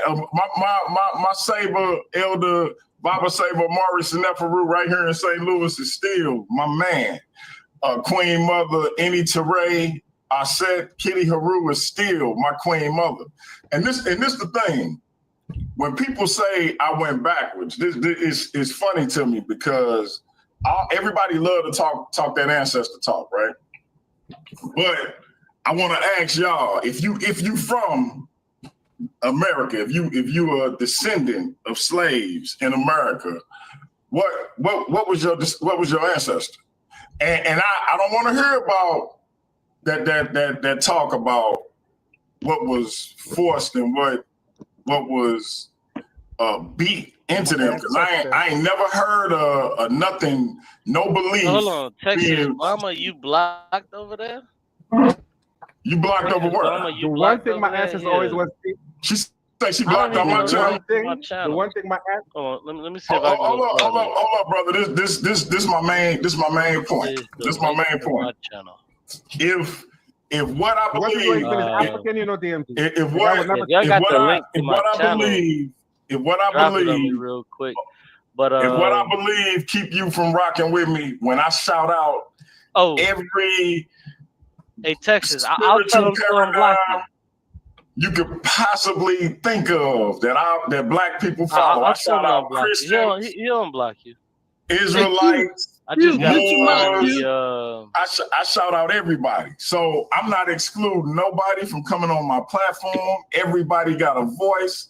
So if what I believe disappoints you, I apologize to you, brother. I'm sorry I let you down, but you can still come on my platform and rock out whenever you want to.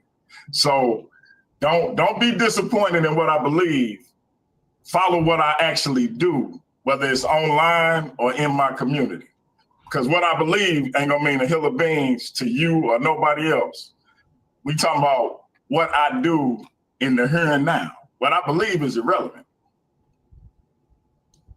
You had not so much DMG.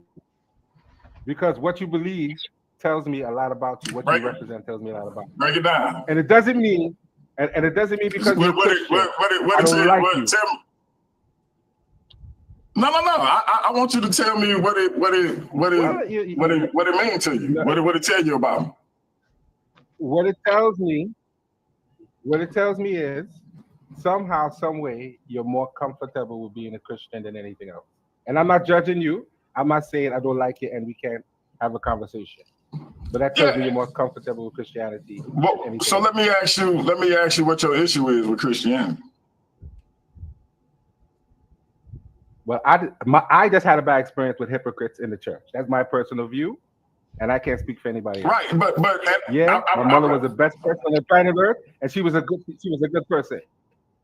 But to me, 80 to 90% of Christians are hypocrite. 9 out of 10 pastors ain't nothing. Okay, so you got some that's my viewpoint. You got some legit. Now, is that your opinion, or you got some analytics, but like some real numbers behind that you can show? There you go, DMG. I was treated very badly when I was growing up in church. No. I feel you on that. I feel you on that, brother. And I know it's a lot of people that had that experience. What I'm asking you is, you said 9 out of 10. You threw some numbers out. So I'm asking, is that your opinion? I said I think 9 out of 10. Right. Is that your opinion? Yeah, I think 9 out of 10 pastors are no good. That's my opinion. Okay, so if that's your opinion, you're entitled to it. But you know, when we're dealing with opinions on things and you making certain claims about particular people, when you're throwing stuff out there, it's okay to have an opinion, but some opinions got to be earned. But when you throw stuff out there like that, I would need you to give me something substantial in order for me to run with it. Because I've had bad experiences in churches and I've had great experiences in churches. But my experiences in those churches ain't got nothing to do with why I believe or why I don't believe, because it ain't the experience in the church. That ain't got nothing to do. If it was about, now if we was talking about my belief in people, I've had bad experience in churches. I've had bad experience in mosques. I've had bad experience in the Kemetic temple. So those were experiences with people, but we're not talking about that. My question to you is, are you letting your experiences with people dictate how you feel about this spiritual tradition, or is it the spiritual tradition that you got a problem with? I have a problem with the people, and I have a problem with the spiritual tradition, because if it doesn't correct the behavior, talk to me. Then I don't know the people. I don't know the people. Talk to me about. If it doesn't, talk to me about the tradition. If it doesn't correct, but if it doesn't correct the behavior, then something is wrong with it. What's your issue with the tradition? I think it's not something that's conducive to Black people, because it was given to us and forced upon us by people forced by who? In the first place. Forced by who? The colonizer, the Caucasian, the white man. Now let me ask you, where you from, brother? Brooklyn, New York, specifically. You was born and raised in Brooklyn? Yes. Okay, bro, so come on, this is bullshit, bro. We wasting the fuck time, bro. I'm gonna get out of here. Because the brother had something he wanted to get off his chest with me, so I'm letting him get it off. So this my thing. When you say it was forced on you, I was asking where you was from, because I wanted to know where your actual ancestors was from. Because what history tells me is my ancestors chose to be Christian. Now, I know I keep hearing people say Christianity was forced on us. And I'm still trying to figure out how you force somebody to believe something. Because that's all I equate that to Smokey in Friday. When what he say? Debo say something, and when he go away, he be talking his trash again. Because if you beat me, I say whatever you want me to say. But when you done, I'm not rocking with you. Our ancestors literally talk trash about how these white folks acted and was hypocrites with the way they treated them and the things that they would get in these so-called churches and say. How they wouldn't let them read the Bible. How they didn't act according to what this book told them, said they should act. However, when they actually did start getting that book themselves, reading it themselves, they had what we call the invisible institution. You familiar with it?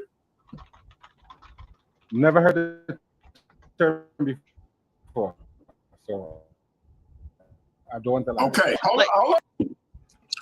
All right, I'm gonna stop it there. That's pretty much. I think I got off a little bit after that. What do y'all make of that conversation? Because, and I like the brother. He actually coming on. You didn't play the part where he yielded to you. No, I'm saying you didn't play the part where he yielded to you. But go ahead. Yeah. That wasn't as important. Like I said, I like the brother. He coming on tomorrow to do a presentation. Shout out to brother Jose. My point is, a lot of people seem to talk about things in a particular way without having a full scope of it. And he said he was upset with me about a choice I made, but didn't have a full understanding of the historical context for why he was mad about it. Did I tell you ignorance earlier? It's the root of a lot of angst. Hey, DMG, I just want to say this. Brooklyn, my behind. I'm from Brooklyn. Brooklyn, my behind. Boy, I know an accent when I hear it. That's all I'm gonna say.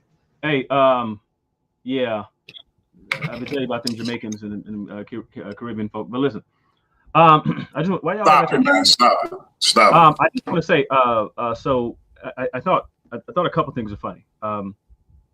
So either one, according to one of the things that Rocky pointed out in the comments is that I wouldn't say all dogs are bad because one dog bit me, right? So that's that. You don't have enough information. So in logic, we call it a hasty generalization fallacy. That's what that's called. It's where you draw a conclusion without enough evidence or information. So then, of course, he got to the lying part. We was talking about, 90% of pastors and Christians, stuff like that, of course, and you rightly challenge them on that. You got some data for that? Because your particular experience, and I'm gonna respond to that one too, because Rocky, you're completely wrong about that. This is again another example of so you look at something, but that's false, Rocky. Historically, that's false. The books and stuff that I referenced, like James Albert Roboteau, his Slave Religion, things like that, they highlight that statements like that are false. But anyhow.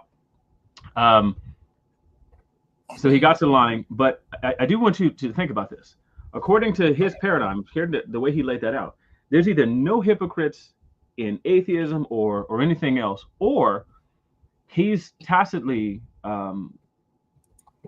agreeing with the fact that Christianity presents the highest morality, and so he's holding it to this higher standard because it's the highest morality. But you can't have it both ways. So.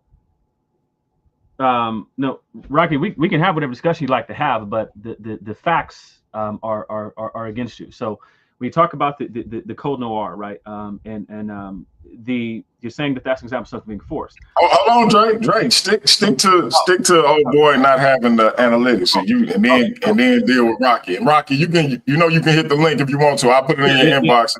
Go ahead, hit the link. But anyway, So the idea that Christianity presents this super high morality, and that therefore, I don't believe because of what these people do. Like, that's actually not a reflection upon the religion. I don't like if the religion is not supporting it, and in which case, because part of it too, I'm sitting thinking, what would he think the vehicle is for people?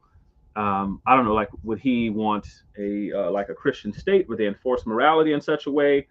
How would they be? And really, what would that have to do with morality? That would have to do with actions. Not necessarily morality. So there's all sorts of, I think, logical problems with his critique that I don't think are very well thought out. So anyway, but Rocky, that's wrong. Like, for example, we know in Virginia. No, Drake. Hold on. Let's just set the conversation up with you and Rock, man. Hey, bro, I'm a content creator, man. We'll get him up. Let's just set, no, not now. Let's just set the conversation up with you and Rocky. I'm gonna see what his availability is. I'm gonna see what your availability is, and we'll just have a dialogue, brother. Calm down. You DMG said, "I want another show." Hold on, we gotta have this. I'm a content creator, brother. What are you doing to me? But yeah, D-Watch, what was your thoughts on that exchange, bro? Well, you already heard the first thing I said is that Brooklyn not behind. First off, number one, number two, he never actually answered your question directly. You asked him about, was that religion or was the people? And he just said the people. And then Drake kind of pointed out, the guy said, well, it doesn't change. It doesn't change the hearts and minds of people. Well, one, if I'm not mistaken, does it make it? If Christianity, last time I checked, it says that it won't. Some people won't be changed, no matter what happens, whether they believe or not. They're just going to be reprobate, regardless of where they are, regardless of what they follow. And number two is that, again, he's making a data analysis statement.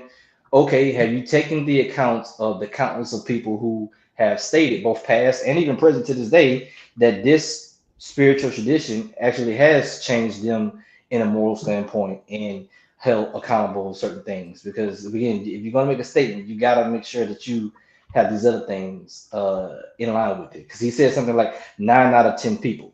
Well, so you telling me that you work with a 90% rate of people you talk to that say X, Y, and Z, and this is why they are bad Christians, or whatever the statement the guy's making. I'm just like that, it doesn't make sense. And again, everybody's emotional. You can, we have our emotions, we can make our statements and stuff like that. Nothing wrong with that. But like you kind of know, like you pointed out, everybody having an opinion doesn't mean that you've earned a valued opinion to make such a statement, to say that you're disappointed. So essentially you said, I'm disappointed in your personal decision because of my personal beliefs. That's what he said. Yeah, he threw me off, bro. I was like, I did not expect that, bro. But yeah, Yeah. Because of my personal beliefs and my understanding of stuff, I'm disappointed in what you believe. Even though I don't know anything about your background, personal background, I don't know who you talk to. I don't know the life you live. I don't know anything that the ups and downs. I don't know your spiritual. I don't know who you pray to, how you pray to it, like anything like that. But because of my experiences, for his words, of some bad pastors. But notice that he didn't put his mom under the bus, right? So what if you know, in this case, like, okay, what if you're like his mom then? What if you're that 1 out of 10? What if you're the other 1 out of 10? Who knows? You know? So hey.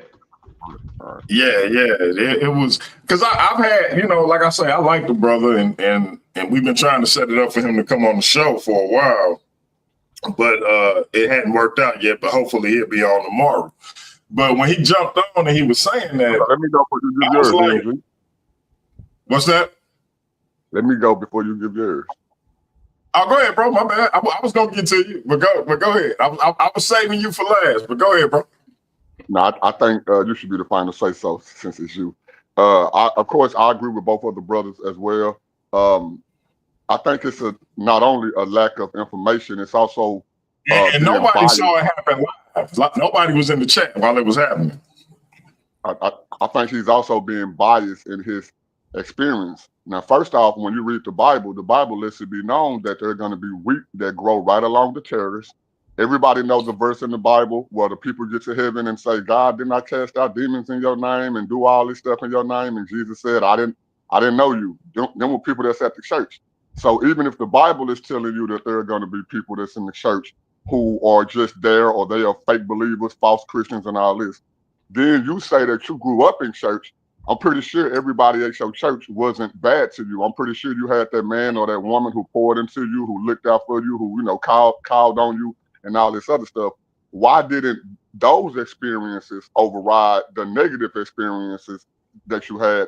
Or why wasn't both of them looked at as the same way for you not to come out on the other side of that conclusion? You know what I'm saying? So, yeah, I think the brother was being biased and all that. But I will give him this. If DMG played a full conversation, the brother did humble himself. He did let it be known that he didn't have all that information. He wasn't looking at it from that point of view.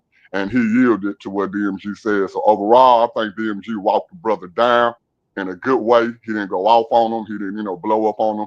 He genuinely let the dude get out what he wanted to say. He responded to each topic that the dude brought up. And at the end of it, the dude ended up yielding to what DMG was saying. So that's my point. Yeah, and you know, I respected that he did do that, and that was cool. It threw me off because I wasn't expecting that. I was like, what you mad at me about? But yeah, it was a cool conversation to have, and it just kind of let me know that a lot of people, as my man Trey Williams would say, they be church hurt, literally tripping off people, and then they reflect that over to you because of a decision you made that ain't had nothing to do with them, and be feeling a way about you and something you did.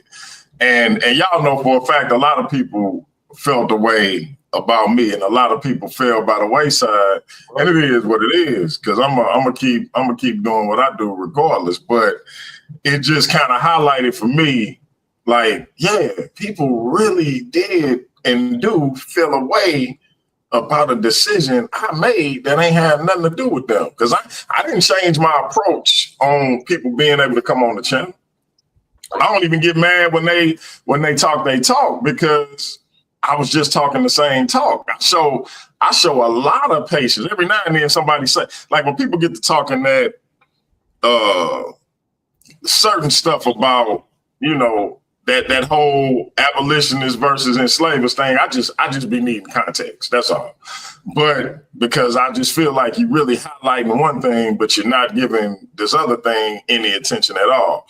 But for the most part, I'm quiet and I let people rock, even though they talking about my demo, because I've been there. So I feel like it gave me a unique, right, yeah.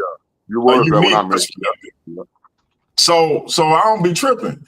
But yeah, that was a fly little conversation, and I did want to get y'all insight on it. I said, hey, if y'all could have seen Leandre while the video was playing, he flailing in his chair. When I asked the whole boy, did he have any analytics to back it up? Leandre started flailing in his chair. But I just wanted to know if he had any insight, because when he said 9 out of 10, I was like, oh, he got some numbers.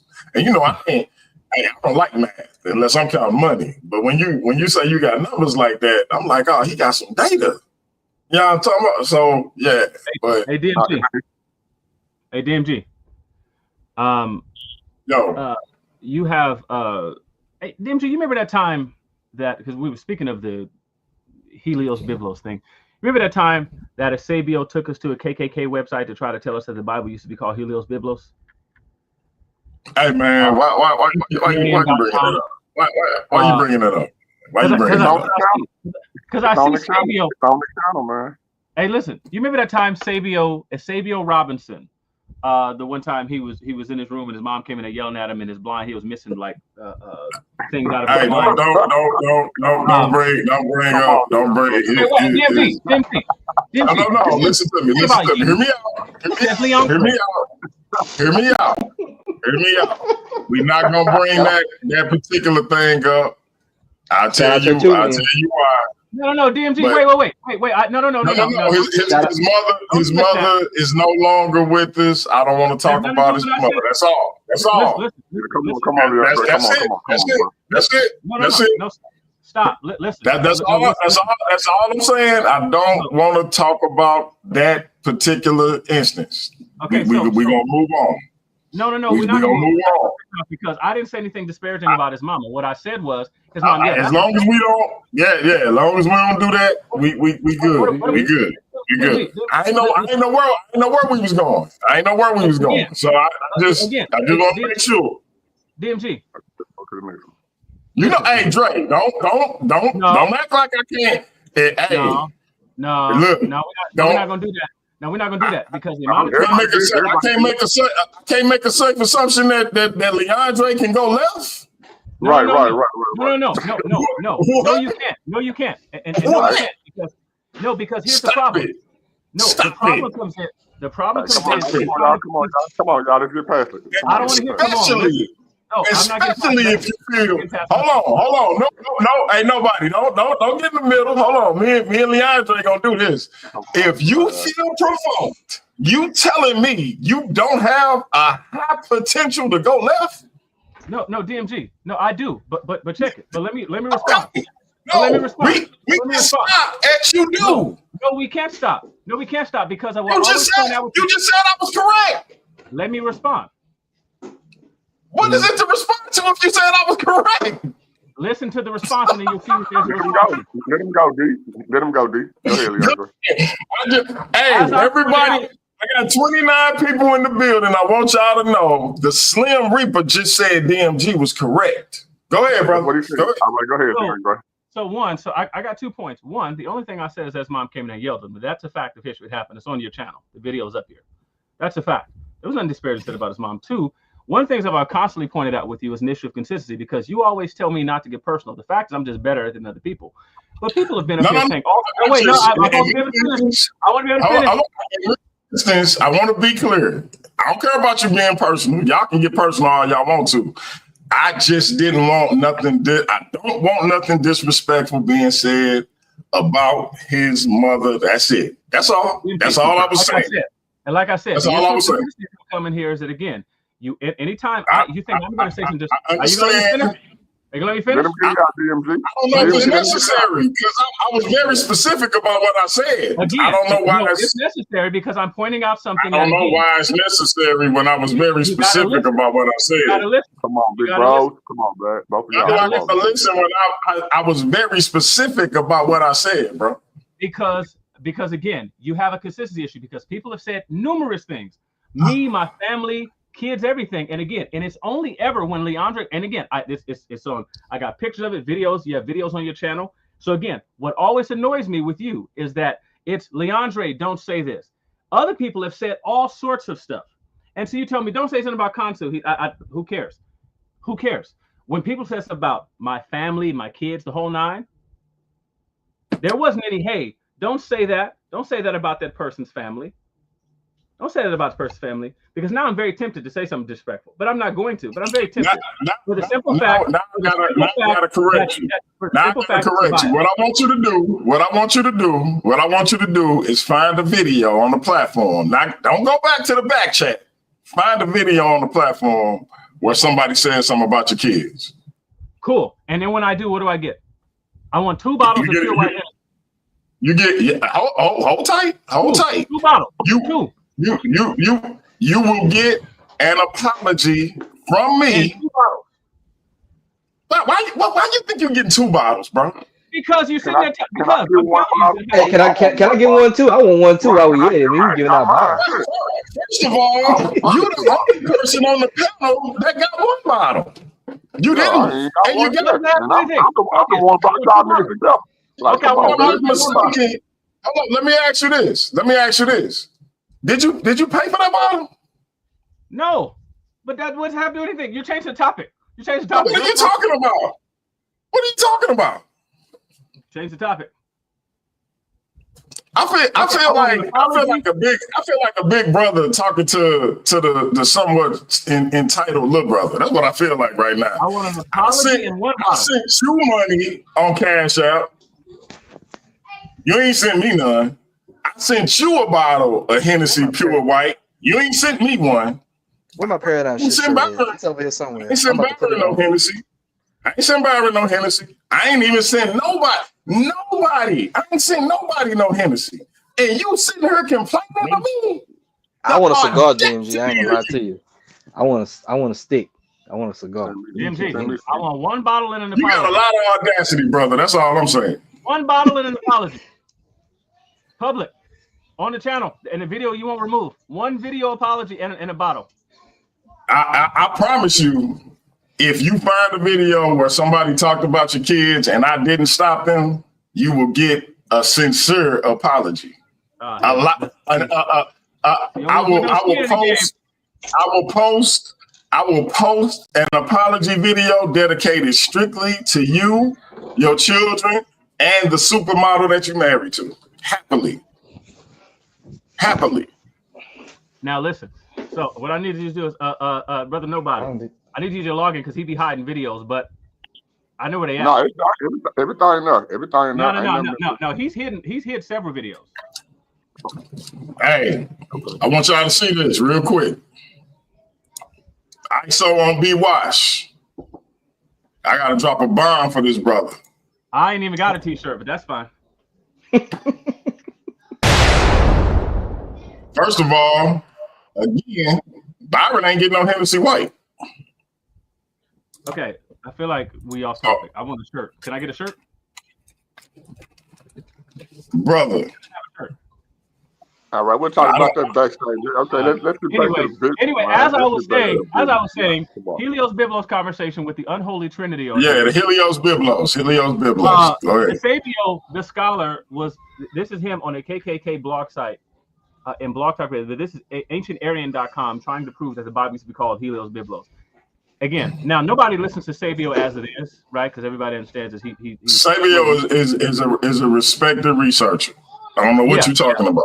Yeah. Who has an associate degree in Africana studies that doesn't exist at the college. And he said he went to school afterward for a couple years to add to his associate's degree. And nobody who has a degree knows what the hell that means. I don't know what you're talking about. Nobody knows what that means. What does it mean to go to afterward to add to an associate's degrry? What does that mean? What do you add to an associate's degree? Hey, listen. I was on the panel for the Hey, Leandre. Hey, Leandre, I say I got an educated brother who will have a dialogue with you on just about whatever topic. His name is King Hercules. You mean a dude who is expressing the fact that he can't read here in the comments? Yeah, line him up. It's cool. What does he want to talk about? Let's do it. I'm down. Hey, King Herc, hit me up, bro, if you want to smoke with the Slim Reaper, bro. By the way, while we up here, can you please check your Facebook inbox? My Facebook inbox, all right. Oh, and then Lucifer said he want that smoke too, bro. That's the other dude who was slow. That's fine. Line it up. But can you please check your Facebook inbox? My inbox. Who am I checking for a message from? Me. You. All right. Can you tell everybody to click the like button, please? You said the like button? Yeah, I don't see everybody that everybody's clicked like. I'm gonna refresh, but how many likes we got? Yeah, we need like, subscribe, and share. Platform. Don't just pocket watch. Don't just phantom watch. Like and share. King Hercules said, "Why you calling on him, DMG?" I kid you not, bro. I see it on your end. I'm telling you, I'm gonna send you a screenshot. DMG, It's not. DMG, what does it say? What does it say though? Read it aloud. Hey man, can we do next Sunday for the debate? And would you respond back according to the one I sent you? Would you respond back? I didn't get it, so I didn't respond to anything. Okay, I appreciate it. Thank you. Hey, hold up, I'll be. Say, Leon's right, man. Hey, you already know what it is, man. I appreciate you for coming back to the channel. You know, it's a lot of new faces in there, and hey, Leon's showing y'all what he's done to old faces. You know, some of them faces don't even come on the platform no more. You know what I'm saying? So it's strictly on information. Just no disrespect. You know, going off talking about people's family and all that. If y'all just want to keep it straight on the information, man, Leandre ain't running from nobody. You can already see the cockiness. The boy B. Wash, we ain't gonna even speak on that. Y'all ain't saw me in the wild either. Y'all ain't saw me in the ring in the wild either. You know what I'm saying? This ain't even half of the super team, man. You know, ain't nobody. Can you make it a stand? Let people know this is brotherhood. Talk every back day. and forth in the back. Like this ain't like day. like I don't want people to sit here like, oh man, these brothers about to go to war. Like nah, man. It's literally straight clown love. Nah, we all been bros for years, and this is what they don't get. How y'all see a lot of people on the internet inside this community, they break up, they get into it with each other, they go left, they go right. This group you see right here, and it's a couple of other more brothers, man. Ain't nobody ever fell out. Ain't nobody posting no nothing. We ain't doxing people. We ain't doing none of that stuff. This is like true brotherhood, and it's like, you know, so. Hey, listen, me and Leandre been arguing since the day we met. We probably gonna argue till the day one of us check out. DMG, let me say this. And I wouldn't have it no other way. They're gonna be like Ray and Claude from Life. They're gonna be like Ray and Claude from Life. Just yeah. That's, you know. Go ahead, little bro. What was you about to say? When you first met me, right? You tried to turn me into that person, but you saying, nah, little bro argued with me, but he only go so far. Then you only go so far. So then I take you on to Leandre. Bam. Hey, listen, let me tell you something. See, people don't realize, like, I literally love to argue. So I thought me and Lil Bro, because Lil Bro was actually brought the platform to argue with me, but then we just ended up vibing. And it was like, before I knew it, I was like, hey, bro, you want to do a show on the platform? Once a week, it's yours, bro. Just like, we just vibe. But then he introduced me to this cat, Leandre. And I was like, oh yeah, I can argue with this dude all day until he get to talking logic and like, I'm not, you're not doing that to me. I'm not. I'm not. Online though, and not just online. Listen, bro, I gotta go back to something, man. I got a special request. Can we dig deeper, Leandre, Byron, and nobody? But particularly Leandre, can we dig deeper into the study on Christians living longer? Was it living longer or just having better, more productive lives? No. They live longer. They have better, more productive lives. Better health outcomes. Name it. But yeah, we can dig deeper on that. You have a date you want me to pull up?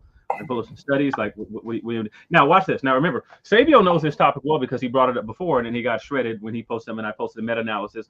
Google Scholar tried to help him, and it didn't go well. But yeah, he knows the topic. But yeah, there's the amount of data and research on it is like you can find it pretty much anywhere.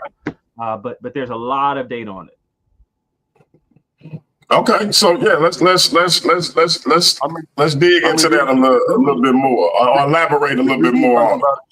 If you really think about it just in numbers, right? I don't even have the numbers. I'm pretty sure the young folk got them somewhere. If you just think about it mathematically, bro, there are more religious people on earth than there are non-believers. So just off shouldn't of that number being a fact, bro, it got to be more. You see what I'm saying? Like, come on, man. It got to be. And then if you break it down to Christianity got what they upwards almost going towards 3 billion people, and it's only what 8 billion people on Earth. Like, come on, bro. Just off them numbers alone, like, come on, you got. Come on, yeah, but because I mean, when you think about the fact that most of the Christian nations that and historically speaking, Christianity, and we can get into this stuff later too, but Christianity resulted in lots of the most advanced nations that we have. So lots of the most advanced nations also. There's a correlation there, but necessarily so, because Christians develop things like hospital sciences, the whole nine. But even just when talking about church attendance, we're looking at church attendance and that sort of thing. People who live in the same sort of Western society, because of things like lower use of alcohol, tobacco, illicit drugs, things like that. That's going to be one of the ones, but also just better outcomes from longer platelets and things like that. So but yeah, we can dig into it. We can pick a time. I bring together all the studies. I bring multiple meta-analyses. I'll bring works again, like Michael Argyle. I bring more recent stuff. I think this was like 2000, but I bring more recent. Yeah, stuff. Are there any like research articles or scientific articles on? Numerous research scientific articles. Like for example, like one of the ones I gave Sabio and Google Scholar back some time ago was a meta-analysis. A meta-analysis, of course, looks at a whole host of scientific research, and then it draws conclusions based on all of it, based on what's included in all the scientific literature on the topic. The meta-analyses themselves conclude that yes, there are better outcomes for people who are part of the Christian religion. And no, it's not reducible to just being a part of a social club or golfing or anything like that. It's largely unexplainable. Yeah, it's largely unexplainable. But yeah, I mean, it's an established fact in the area of psychology. I do have an LMFT, a psychologist, one who I can bring on to sit next to me, who can also talk about this stuff. But I mean, several. It's everywhere. It's only people who have trouble accessing certain things because Google is the only means of accessing knowledge. And if it's not on archive.org or on Google, they have a hard time finding the stuff. So they don't know the other stuff that's out there. Now I do, as the alumni shirt sort of testifies, or as the tassels, the honors tassels, and the pieces of paper with my name on them testify. I do have access to this stuff. So, but I don't have a problem bringing it. It's no problem. We'll pick a date and we can do it. Yeah. We definitely got to pick a date. Nobody, you gonna host that show? Because I got that situation coming up. Sorry. Hey, BMG, why you let a Negro lie on me last night? Speaking of which, who? Why did you run from the notorious MVP, brother? Now you know good and well that ain't happened. You took me off stage. Y'all got questions. Both of y'all ask y'all question and then give it time to answer. I want to hear the answer to both of them questions. Go ahead. Yeah. Who got the first question? Who got the first one? You got the first question. Why you let that Negro lie? He said I didn't mention any names of any scholars or mention any studies. You didn't hear me mention names of particular scholars. You didn't hear me do that. You didn't hear me say mention a society. I said Society of Biblical Literature. He said I said Christian Society. Why you let him say that? So that's one. I might have had, my ears might have been clogged up, man. I don't know if I heard it, man. I'm kind of. Okay. All right. Okay. I don't know, brother. I said Friedhelm Hartenstein, right? And I talked about, and I named the book Farewell to the Priestly Writing, the Current State of the Debate. That's the name of it. I mentioned that and said that this is one of the 2022 publication that tells you that no one's holding to the documentary hypothesis anymore. They've abandoned that because of internal and external conflicts.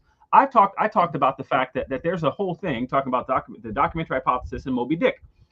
It's a whole study talking about if you apply the documentary hypothesis to Moby Dick, you have to conclude there's multiple authors, but we know that that's not the case. So people have abandoned documentary hypothesis. I said that several times on the chat, on the panel, typed it in the chat and everything. Well, to be honest, you know why I probably didn't hear you. You know why I probably didn't hear you. You know why I probably didn't hear you. Because when Wolverine and Sabretooth get together, you and Chris Harris, when y'all get together, nobody can hear because y'all be talking over each other because it's Wolverine and Sabretooth, and I don't know who is Wolverine and who is Sabretooth. I really don't, but the claws come out. Hey, real quick, I gotta say this. Shout out to the godmother of Paradigm Shift TV 314, Barbara Cunningham. Shout out to you, Mama B. Mama B. I'm gonna send you that. I'm gonna send you that bread back because I didn't get in touch with the brother, so I don't know if that show gonna happen. If I talk to him and we end up rescheduling, I'll let you know. But other than that, I'm gonna be sending you and Sage them funds back. Just a FYI. But shout out to Mama B. Matter of fact, gotta drop a quick bomb for Mama B. But yeah, man. Okay. Let's get it back to where it was at. All right, Leandro, you asked your question to him. His overall answer was he don't know. You was fine with that. You was finna explain. Now it's time. Yeah, I just want to say one thing. He can answer his question. That man got he ain't never gonna say one thing. But go ahead. He did lie. I was in the chat saying that you did mention scholars. So even I'm agreeing with you. You did mention scholars. He did lie. I don't know that to be true. All I'm saying is, I don't personally. The question was asked. The question was asked to me, and I'm saying I don't know it to personally be true that Chris, the notorious MVP, has lied. I don't know that to personally be true. Don't put it on me. That's all I'm saying. I got it, DMG. I'm just doing the timeline. Okay, Leandre. You asked your question. I agree that you did mention scholars. He said what he said. What else? You asked DMG why did he let it happen. He said he don't know. That was his answer. Bam. Now DMG, it's your time. Yeah, it's your time to ask your question to him. Come on, man. I got you. So I actually have two questions. Take your time with both. First of all, my first question is, why do you hold me accountable for other people's actions? Everybody that come on the channel is over the age of 18. Yet you tend to say, I let such and such take place. I let such and such happen. That's the first question. The second question is, why did you tuck tail and run for your life at the sight of the notorious MVP Chris Harris last night? Why did you do that? Answer to your first question. What came out of your mouth a few minutes ago was, I'm not going to let you say anything about his mom. I'm not going to allow that. So the same reason that I ask you, that I hold you accountable, is because you police the Slim Reaper. You police me if words come out of my mouth. I can't hear you. I can't. See? Now look. Now, like I said, I get policed if I say something. I've got to move from. I couldn't resist. I couldn't resist, bro. I couldn't resist. I'm sorry. I couldn't resist. If I say something, I get policed. So you know what I want you to do? Keep it straight across the board. Wear that same badge 24/7. Okay. Keep that same energy is what you're saying. Yes, exactly. So now to the other question, you know good and well. Now, here's the funny thing. Chris's topic now, and for anyone watching, I want you to understand this. All you have to do, if you no, I just want to know, like, bro, did you get, like, let him get it on a level from 1 to 10? How afraid were you when I sent you the link that Chris Harris was in the building? Because you hit the link. What did he say? I was so afraid that I hit the link. What did he say? Come on. No, real quick. Hey, look, bro, I'm going to walk it out. What did he say that made you so afraid that you said, I got to get up out of here? Now, this is what you call a loaded question. So one, there was no running getting out of here. Every time he said that every time he lied, I clicked the link to get back on here. So, and then I was kept in the back chat. So here's the reality. Nobody needs to fear Chris Harris or his arguments. If you want to know what Chris Harris is going to say about the New Testament, all you have to do is watch a Rabbi Tobias Singer video, because all Chris does is regurgitate rabbinical Judaism and their claims and their arguments against Jesus being the Messiah. So all he did was repackage Rabbi Tobias Singer's argument. So Chris Harris's entire interpretation is that, well, this passage here says the Messiah is going to defeat your enemies. Remember, that's what he said. That's an easy thing to defeat because, again, it comes down to the rabbinical interpretation is that the Messiah is going to set up an earthly kingdom. But that conflicts with what's even recorded in Luke and the other parts of the New Testament. So when Jesus is on trial before Pontius Pilate, the statement again is made is that my kingdom is not of this world, otherwise my people would fight. So Chris Harris's position assumes that Jesus ever intended to, or that the interpretation ever was that he was going to set up an earthly kingdom. That's not a difficult argument to defeat. Hold on, let me ask you this. Why is it that somebody came on the platform that night and said the exact same thing that you're saying in a different way, but he didn't accept it? So is it that he never heard it before, or is it that he don't want to hear it? Well, he's just not prepared for the stuff. He thinks that if he scours, because again, this is why I pointed out last night. Chris is not an academic. He has no access to any of this stuff. This is why I pointed this stuff out. He's clearly not reading anything. So I don't care what old books he pointed to. Like one of the ones he pointed to in Helo's Biblos thing. Like just because he has books, I don't mean that they're valid books from legitimate publishing houses or from actual scholarship on the topic, or people who are scholars on the topic. So for example, remember he talked about Helo's Biblos thing. He said John G. Jackson, African's Origin to Christianity, and then he had no page, no citation to talk about how the Bible used to be called Helo's Biblos. So he does that stuff, and he's pump faking. He's actually playing costume. He's playing costume as a scholar. But those are. Hey, you know he gonna see this. I just want to, in case you decide to. I hope in case you decide to tuck tail and run again, he's gonna see this video. I'm just letting you know. I hope he does.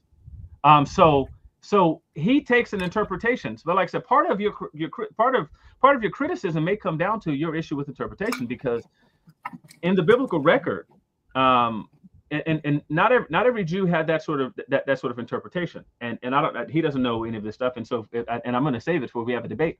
I'm going to hit Chris with all kinds of again he's just not aware of when it comes to these issues. So he takes a particular approach to trying to attack the New Testament and its veracity based on rabbinical Judaism, which is rabbinical Judaism is a response to Christianity. As a fact, it's something that came about post first century when the temple was shut down. Sacrifices stopped being accepted according to rabbinical Jewish sources around AD 30. The sacrifices stopped being accepted by the Most High. And then what followed after when AD what? AD 30. And then so there are people who wrote stuff that's killing this argument way back in AD 30. Yeah. So he's parroting rabbinical Judaism and its criticisms of Christianity, because what they wanted was the Messiah to be a political figure at his first coming. He's not allowing for all sorts of things that which I'll say, because hopefully he wants to debate it, because I'm challenging. We can have a debate on Luke 1 and whether Jews is. He says what the F is an illegitimate publishing house. That right there is one of the problems, King Hercules. And so I really hope you take a challenge and debate, because you clearly don't know what's going on. But that's one of Chris Harris's sources. So he's going to rabbinic Judaism and its criticisms, and I don't know if he ever saw the way the rabbi. But you ran from him, bro. You ran from him. You know good and well there was no running. Now he didn't want to answer my question. I told him, I said, hey, I got ready to add. All I know is this: Chris went in, right? Mm-hmm. He went in. Yep. And I said, hey, I'm about to add Leandre back up. He said, bring him up. I went to add you back up, and you was gone. That's all I know, brother. Yeah, and then what happened is you skipped some steps, because what he said was no, I don't want to back up here. I don't want to back up here. He's not going to answer. I waited back here, and then I said, okay, well, I'm going to go back up, and I clicked back in to try to get back in. So again, there's no running. There's no need to, because again, Chris. But this is why he's I feel like you're being disingenuous about running, brother. But go ahead, okay. Brother. Anyway, this is why Chris is citing such outdated research, talking about the documentary hypothesis. He has no earthly idea. This is why when I said the Society of Biblical Literature, he said a Christian society. It's not a Christian society. This is like you have Christians, you have non-Christians, you have atheists, Muslims, all kind of people in Society of Biblical Literature. He's never attended an SBO conference. He's never had to write a paper where he had to do SBO Handbook of Style citations. He has no Spiderface. Shout out to Spiderface 666. Yes or no answer. Yeah. Can we get a light-skinned Super Bowl?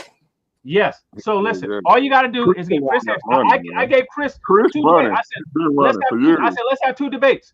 He referenced the documentary hypothesis. Let's have a debate on the documentary hypothesis. 2, I told him we can have a debate on Luke 1. Those are challenges. DMG, I've issued those 2 challenges. Tell him let's have a debate on the documentary hypothesis, which he parodied. Yeah, I'm about to make Spider-Face a moderator. I'm about to make Spider-Face a moderator. Like, hey, listen. All I want for Christmas is my light skin Super Bowl. I'm putting it on Zoom pay-per-view for $5.99. You know what I'm talking about? So I'm gonna buy Leandre and his supermodel wife Wingstop for a week, unless they didn't change their favorite food. Let me know, brother. You tried the chicken sandwich, the lemon pepper chicken sandwich? It's fire. But Wingstop for a week, brother. And a bottle of Hennessy White. There you go. DMG, listen. I've issued 2 debate challenges to him. He said no to both. You feel free to ask him. Let's debate documentary hypothesis. Let's debate Luke chapter 1 and whether Jesus fulfills that. Let's debate those 2 issues. So please, again, this is public. I'm issuing challenges. You know good and well, DMG, and you're not going to admit this because you don't like to hold Chris's feet to the fire. That Negro has run free on multiple occasions. We were supposed to debate. You know, I'm an older man now, man. I'm 48, and you know, I get elevated medically sometimes, man. My memory is a little bad, so I don't recall these instances that you're talking about, but I recall last night very well. And I tried to add you back up and you disappeared. That's all I just, you know. Yeah, okay. Yeah, anyway, that Negro did not want to hear anything from me because, again, now remember, Chris Harris is on your channel asking me to teach him logic and debate and that thing with that white dude, and he was like, you're not on Leandre's level. I'm not on Leandre's level. It's on your channel. What's the white dude who had the little short arm that we was talking to that time? Why is he doing that, man? I'm asking a question. You talking about yeah, the racist dude. Hey, listen, man. We squashed that. The brother is good now. I don't care. Listen. He got. Listen. Don't do Ryan like that. Ryan 747 Apologetics. Right. Y'all go subscribe to his channel. Ryan, if people can forgive Hulk Hogan, we can forgive Ryan 747. Hulk Hogan did enough for the community. Ryan never did enough for the community. Hulk Hogan did. Oh man. Anyway, what you talking about? What you talking about, Mean Gene? I don't know what you talking about, brother. Anyway, Chris Harris is on video, and that one talking about he's praising me. He knows he has no leg to stand on. So again, there is no fear. All you have to do is, if you're familiar with rabbinic Judaism and their arguments, it's easy to respond to that stuff. And largely comes down to I don't remember Chris Harris praising you. But listen, when can we get a date? I can play the video again. Hold on. When can we get a date for Christians live longer and have more productive lives? Yeah. My undisputed, undefeated versus world champion wants to know. Saturday, man. Because he wondering if he gonna have a shorter lifespan because he an atheist. I mean, he ain't saying every single person, though. Yeah, the majority. Y'all gonna do this tomorrow, next Sunday? What's up? Let's do it next Sunday. I'll pull up all the stuff. I'll get the books. I'll get the recent research on the stuff. We'll put the stuff up. We'll do meta-analyses.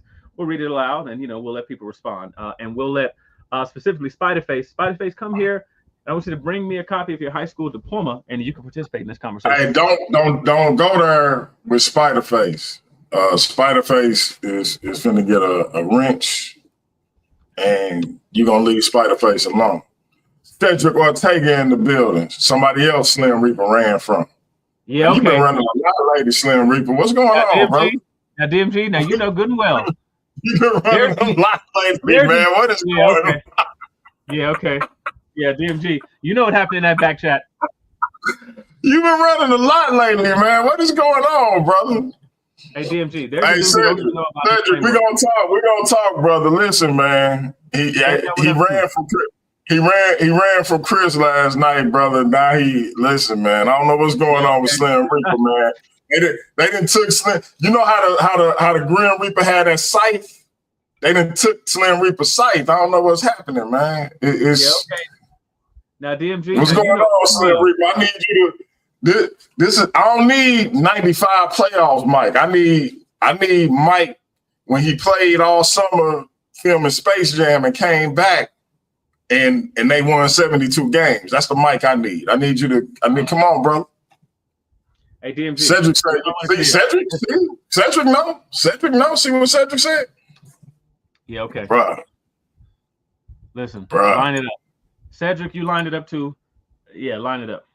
But he already said that the reason why they never faced each other is because Chris wouldn't take now debate challenge over the years that he threw out. What part ain't they had?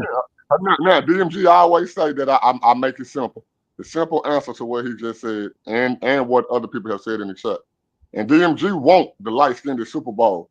And we're going to get that Super Bowl. Only reason why we ain't going to get it if we don't get it. If. I ain't saying it can't happen. If we don't get it, it ain't going to be because of DeAndre, bro. And that has been the play. So let's argue from that standpoint. Come on. Yeah, I ain't going to say he's ready, bro. Whatever topic, man. All right, man. Look, B-Watch say he got a roll. B-Watch, you want to close out? You got anything popping? Online, in the community, academically or otherwise, brother? You mean the historian Byron Washington? Oh, no, he said he couldn't talk. My bad. Okay, well, let me just say something, right? Byron Washington, the theologian and historian and an MBA and chair of the Baton Rouge Historical Preservation Society, philanthropist, community organizer. That Byron Washington. Yes, sir. We're still waiting on those 150-something slides in response to the the Christian presence in pre-colonial West Africa. We haven't gotten that yet. It's going on a couple years now, and it still hasn't happened. So some of these people have been pump faking. Rocky, get your tools, because we still ain't heard a response to that. But Byron Washington is one of the most accomplished people. Less than 2% of people on the planet are as educated as he is, and so. We're still waiting on y'all to produce something. The man, right? Look, the man's a historian. They got articles written about this brother in other countries for stuff that he's doing locally. So, hey, real quick, before you, because we ain't gonna stop the Glaze and the Byron. What is a Harvard fellow? Can you define that for me, Leandro? Oh man, so you have someone who has attained the very sort of procedures. They have this invitation to come and to do some specialized research over at Harvard University. So Byron is a Harvard fellow. The piece of paper there from Harvard University, his name on there for specialized education training that he received. So, and I live in a state right next door to Leandre, close enough to where we ain't even 2-3 maybe hours from each other a drive. So we get information that will be considered somewhat, outside local, right there, right outside of local. So yeah, man, Byron Washington, not just the stuff that you would see on him if you live, just say in California or in New York or across the world. I'm somebody who's just right outside of local. No, you nobody. You nobody. Yeah, because I'm always trying to tell everybody about somebody who's. But Byron Washington, yeah, bro. Not only the stuff that y'all see, no gimmick, not trying to be something that he's not, and all that other stuff, man. The news is true, and I can vouch for that. Is what I'm saying. Yeah. So Byron Washington is a scholar par excellence, but in multiple areas and subjects. So the man has published TED Talks and all kinds of stuff. You can read from Byron Washington. So I'm sorry, but with DMG again. Who on their side? But Leandre, who on their side got anything remotely? I'm talking about like right now today that'll come on, of course, Paradigm Shift or anybody else platform that's in this community who can show us that's on that side. That's probably going to be Kansu. Kansu got 2 PhDs from universalifechurch.org. Hey, why you keep bringing that man name up, brother? Why you keep bringing that man name up? Okay, I'm gonna stop.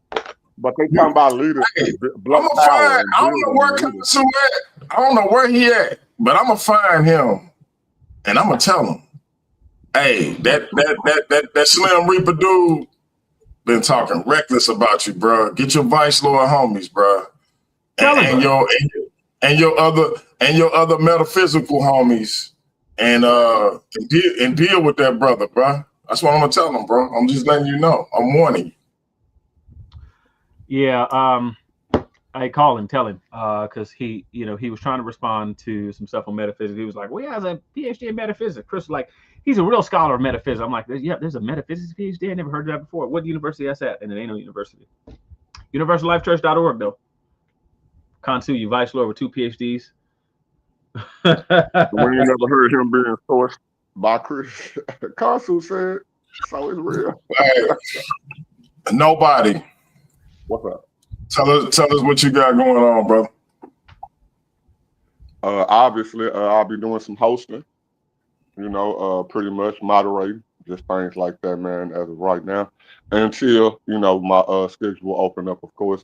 But everybody know, man. They see me in the chat. I'm everywhere. I then also started expanding myself to different platforms, hitting other people's panel when certain topics come up that I'm knowledgeable in, you know what I'm saying? But right here on Paradigm Shift TV 314, if you want to catch me, I'm a nobody, so I don't care if you catch me, as long as you catch Christ out of these conversations. You'll find me right here, man. Paradigm Shift TV 314, Hey, nobody gonna be doing a lot of the main hosting and a lot of the main moderating on the channel coming up in the next 90 days. Y'all will get a little more insight into why that is in the coming weeks. But nobody will be taking a lot of that on. Appreciate the brother for stepping in. And like I said, we'll explain all that in the coming weeks. Some people already know, and we'll put the rest of y'all on when we can. That being said, Slim Reaper, ISO on you. You got free reign. Since you say I'm always restraining you, the restraint's off. Say what you got to say, brother.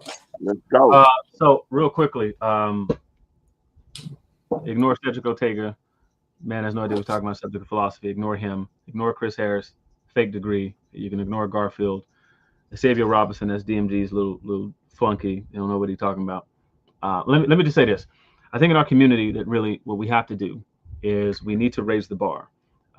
We need to raise the bar all around and get our people recognized for our qualities and our attributes. Stop letting these clowns get on here and become famous on YouTube and get a following when they don't know what the hell they talk about. I don't know which way is up. At the end of the day, I care about my people. I care deeply about the fact that there's people in our community who are fleecing you and taking advantage of you. So he says MVP is going to beat the hell out of this man in a debate. The man, go back to the start of this video. MVP Chris Harris in this fake debate league has never actually participated in an actual debate. Moderated, he does. He don't know what an actual debate is. He can't tell you what equity is, and also I can use all sorts of debate terms. He wouldn't know what they are. Chris Harris himself says he wanted me to teach him debate. He wanted me to teach him logic, and he was trying to learn from me so he can get better. That's on video. I played at the beginning of this video. You can find that elsewhere. Chris Harris will give you an introduction to me, tell you that he has been trying to learn from me. So he'll tell you himself he's not on my level. It's on video on this channel. He said he's not on my level. So anyone thinking that, you drunk and your daddy and your uncle is the same man. So with that said, all I'm gonna say is I got free smoke for real. Let me know. Let's pick a debate. Let's line it up. If you want to schedule, he said he'd rather have one with somebody else. I've issued 2 to Chris Harris just yesterday. He said no to both. Let me know what we doing. That's it. Did you say your daddy and your uncle the same person, bro? Amen. Yes, amen. Something wrong with him, bro. Something wrong. You see, I try to take the restraint. You see what I did, bro? Listen, he say I be restraining him, right? You do. The restraints off. What do you do? I tried to be quiet on that, but no, this is only one pushback. Hold on. This is only one pushback I would give my brother Leandre. Nigga, you know you got 4. How you pronounce it, DMG? 4 carte blanche. How you say it? 4 carte blanche. Bro, you've been on here for years. Yeah, bro, you do. You can't say whatever you want to say on here. That nigga be putting me in the back chat. And we ain't just saying that. You know that though, bro. You know that. Come on now. Everything else you said, I'm behind you. But that part there, come on, man. You got freedom of speech though. Hey, see what it is, brother. See, like right now, I think he drinking tequila or something. He drink too much, brother. Every time we come on here, he drinking some kind of $800 wine. He drinking some kind of $700 bourbon or something. Now he probably drinking some kind of $500 tequila. He drink too much. And he don't be remembering stuff, bro. I ain't gonna listen. The boys are alcoholics. He got videos. Hold on, he got videos and screenshots, so he do be remembering, even though he drinking. He be editing stuff, bro. The dude is he edits videos, brother. He edits videos. You be editing, bro. Yeah, he be editing videos, bro. And the fact is, he really don't want no smoke with Sabio. He really don't. But no, I ain't gonna let it go that far. Say Chris. Don't say Sabio. Yeah, he don't want no smoke with Sabio, bro. Did his audio go out? Yeah, hold on, play it again. Don't mute the audio. Don't mute the audio. Hey, I feel like your audio. I feel like his audio went out, man. What did Chris Harris say? Listen to what he said. As me and Leandre disagree with each other, guess what?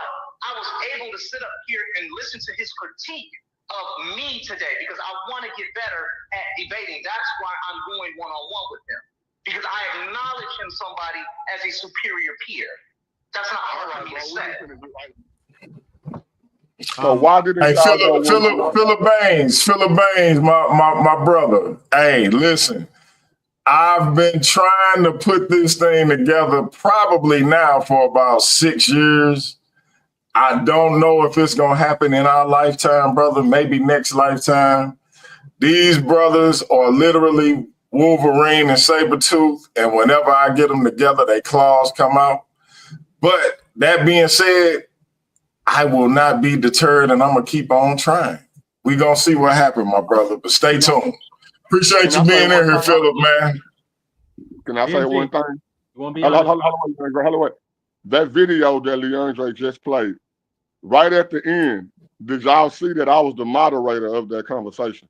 Did y'all hear my voice on there? Because y'all can acknowledge that was Chris' voice. Right before Leandre tape stopped, you can hear my voice on there telling everybody to chill out. So I was there for every claim. Hey, brother, nobody. Did he not say on that same thing he wanted to learn logic and debate from me? Did he not say that? Did he not say he's not on my level? Like he said all of that. It's on video. I'm only acknowledging. Listen to me. I ain't acknowledging. Hey man, he was lulling you to sleep, brother. He was lulling. He know how your ego is, man. He was lulling you to sleep, brother. Come on, watch this though. I'm not gonna say it. I'm not gonna speak for nothing else that happened on that panel that Leandre didn't just play. I'm only acknowledging what he just said in that clip that Leandre played. That's all I'm acknowledging. I got the whole clip. I got more. I know you got the whole video. I got the whole video. So I know. So I'm just speaking on that part that he just played, bro. Everybody heard. Play it again if Leandre need to. Everybody acknowledged that that's Chris' voice. Okay. Chris said what he said. He said that Chris only wanted to have this debate or conversation with Leandre because Leandre was going to put him on the level that he felt that Leandre was going to put him on. Now, Leandre, did that debate ever happen? Nope. Why? Chris backed out like he did on numerous occasions. That's the whole point right there. We want the light-skinned Super Bowl. I got a question for both of y'all. Leandre down for it. Come on, Chris, give us that Super Bowl. I got a question for both of y'all. Did Chris run or did Leandre run? That's the question. That's the question. DMG, there's a video on your channel of me challenging Chris directly. He spit on his screen and left the live. He spit on his own computer screen. He didn't spit on my screen. He spit on his own computer screen and left the live. It's on your channel. You hid the video, but it's on your channel. He spit on the screen and left the channel. You say I hid the video. Like, why do you make these accusations? Why do you make so many false accusations against me, brother? You don't remember he said a bunch of crazy. DMG, you hid the video out of respect for him, but he spit on his screen. Now, DMG, let me ask you, do you remember, and nobody, you too, do you remember Chris? I challenged Chris directly, and he spit on his screen and left the channel. Do you remember that? I do. Yes, I do remember. DMG, do you? I don't think the video taken down, though. No, the video is gone. The video's gone. We in Paradigm Shift TV 314 in the back chat, we all looked. 1 month, like a year ago, we all looked. The video was taken down. He spit on his computer screen because he didn't want to deal with my challenges and left the chat. Now Rocky just said, now DMG, pin this comment. Go ahead, pin this comment. DMG, you see the comment? Pin it. Nobody pin the comment. Yeah, remember. That happened. He got challenged. I remember the thing. I didn't know the video was gone. No, I remember. I remember one of the other dudes. What happened to Eastside Apologetics? Because he's a dude from the Detroit area. Eastside Apologetics. He said, Chris, did you just spit on your own screen and then leave? But yeah, so that happened. He spit on his screen and ran. Anybody who is polishing Chris right now, the man has run for me on numerous occasions. He does not want actually a challenge for me. He can't do it. I don't recall. Yeah, okay. I don't recall that happening. What I think is we should come to the negotiating table, Zoom pay-per-view, 1099. That being said, family, Slim Reaper will be back next, not tomorrow, but next Sunday with nobody. There will be a presentation spitting out facts on why Christianity. Look, y'all done got it. Look at outside the cube. He spit on his own cube. He spit on his own screen. He spit on his own screen and left. He spit on his own screen and left. Hey, no, Slim Reaper and nobody will be back next Sunday with a presentation on why Christians, break it down. Christians live a more productive and longer life. Break it down. Yeah, I think that's fair. Yeah, like that. What's the title, Leandro? Yeah, I think that's a fair way he presented it. Okay. All right. Christians live a longer, more productive life. So that's what the presentation is going to be about. They'll be back next Sunday. Y'all come and check my brothers out. That being said, Q, we still got to set up that spotlight interview. Hey, family, I appreciate y'all rocking with us this whole time. Y'all know how me and Slim Reaper do. Don't think I got no beef with my little bro. We just be arguing like that. It's just what we do. Shout out to each and every one of y'all. Shout out to my man Craig in the building, St. Louis. I'm in Rye. Pin the comment. Pin it. Which one? The last one from Craig. The Craig I like. If Chris can't handle Pastor Bennett, then he can't. Yeah, pin that one. This is my favorite Craig of the three of them. My favorite one. That's my name. Sorry. It's St. Louis. I'm in Rock. Nelly twin and whatnot. So Hey, DMG, I do have a question for you later. We're going to discuss this topic. Why is St. Louis dudes coming to California getting marked out? Shout out to 607 Uncle. We got to talk about that. Why y'all California niggas losing more citizens, nigga, and they coming to my state in Texas, nigga? I don't know nothing about no St. Louis cat coming to get marked. Is they really from St. Louis, or did they move to St. Louis later in life and just claim to St. Louis? 607 Uncle is from St. Louis. Oh, come on, man. Clown, bro. We'll talk about it. Yeah, we'll talk about it. Hey, I'm gonna holler at Pastor Bennett. Speaking of Pastor Bennett, he got a conference coming up. It's a Christian conference. All you got to do is get to the area. The conference is free. So if you're in the Chicago, Bloomington, Illinois area, and Sis Michelle Turner, if I'm speaking incorrectly about the location, let me know. But right outside of Chicago, Bloomington, Illinois, if you can get to that area, the conference is free. And that's very rare for the type of speakers he bringing in and the type of information they laying down. The conference is free. So if you can get to the area, Bloomington, Illinois, if you can get to the area, the conference is free, and they're going to be doing a lot of powerful work at that conference. So if you are a Christian, if you're not a Christian, but you want to know what type of work they doing in that community, and you can make your way up there, hit up Pastor Bennett, hit up my sister Michelle Turner.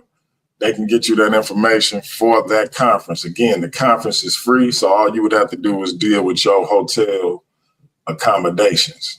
I believe that is happening next month. So I think I should start showing that stuff a little bit more. You know, me being in the you know, the apologetics community and the conferences that they have. If y'all will believe it or not, man, stuff like this go on all the time from some of the people that y'all hear inside the community, whether you dislike them or not as Christians or whatever. They always got some kind of conference or meetings and things going on. Just regular people that y'all know, you know, just from online, man. So if you really want to get involved or really want to meet these people in person, I will make it one of my missions to actually give y'all people the dates and the cities and out in the times where, you know, if you stay in those places where you can actually, you know, go out and meet them people for real. Hey, Philip Baines, the reason it's going to be next Sunday, we actually have a versus series. That's the debate league we have here on Paradigm Shift TV 314. We have a versus series debate next Saturday. So they show will be on Sunday. We stay tuned for the time. Just check out the channel and you will see what time. I haven't got with them yet to know what time it'll be, but I'm going to leave that up to them. Nobody is an admin, so he can schedule it whenever. Luckily, all I got to do is make a thumbnail, but just stay tuned to the channel for the time. But speaking of, we do have Michael Everett versus Apollo Bay next Saturday.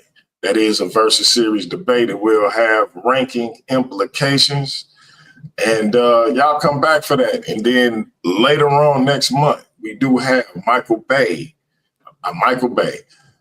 Everett, Quinn, my brother, the Saber Supreme, Brother Cool, and my man, Biblical Barbarian Hemi, will be kicking off that social media tournament. 4 people will enter, only one will leave. The new undisputed versus series social media champion. So y'all stay tuned for that around the middle of next month, and we'll let y'all know if anything changed there. But those are the 4 participants. So y'all stay tuned for that. Versus series is still live in 2025. Ain't nothing changed. And we're going to get up out of here, family. Slim Reaper came and put down this demonstration, stayed with us for a couple of hours, almost 3. So good to have Slim Reaper. What's that? Y'all still paying off judges? Hey, man. you want to square up with what, bro? Hey, if I ran from that. No, See, this is why I have to kick niggas off my show. Now, ain't no buts. It's all good. See, I don't have time to have my judges' integrity called into question. It's too many haters out here already trying to talk about my platform. So we not calling my judges' integrity into question. But Slim Reaper will be back next Sunday, and y'all can come and check him out. That being said, family, y'all know what it is, man. It's Paradigm Shift TV 314. It's your brother, DMG the Poet, a.k.a. Brother Pianki. That's my man, Nobody. Tell him who you is, my brother, because, you know, I can't do your little spiel. Y'all know, man, I'm Nobody. I always trying to tell everybody about somebody who can save anybody, and that is Jesus the Christ. Let's go, bro. There it is. So that being said, family, y'all come check us out, man. We trying to put out as much powerful, edutaining content as we possibly can for you. So, hello, you know, bro. Let me you play can with be my anywhere in the world. Hello, I'm You say what? Hello. Let me say one thing before you close. And you know I don't even care about the chat, but come on, Leon's right, man. Ain't nobody paying off nobody. He said, look at how we did to Corey. What? Come on, man. Come on, man. Stop playing. But anyway, I just want to acknowledge that. Leon's right already know what it is. Everything on the up and up 100. You know, that's little bro. And go and get it closing. Anyway, let me get rid of this nut talking about look how somebody did to Corey. Takari walked away. That's why I'm laughing so hard, bro. That's ain't no explanation. I only pointed it out so I can laugh so hard. That's his proof. Right. Yeah. Takari walked away. But anyway, see, you give Negroes a chance, and here they go. So yeah, Slim Reaper won't be coming back next Sunday. Just because of that. Chris Harris might let him come over on his channel and put down his demonstration. If he agreed to, act hospitable. But that being said, man, the next sound y'all gonna hear is gonna be that of our brother A1, the Bible breaker. And we'll be back at it again, family. Y'all stay tuned, man. The Versus series is live in 2025. It's Paradigm Shift TV 314. Y'all know what it is. Till next time, that's peace.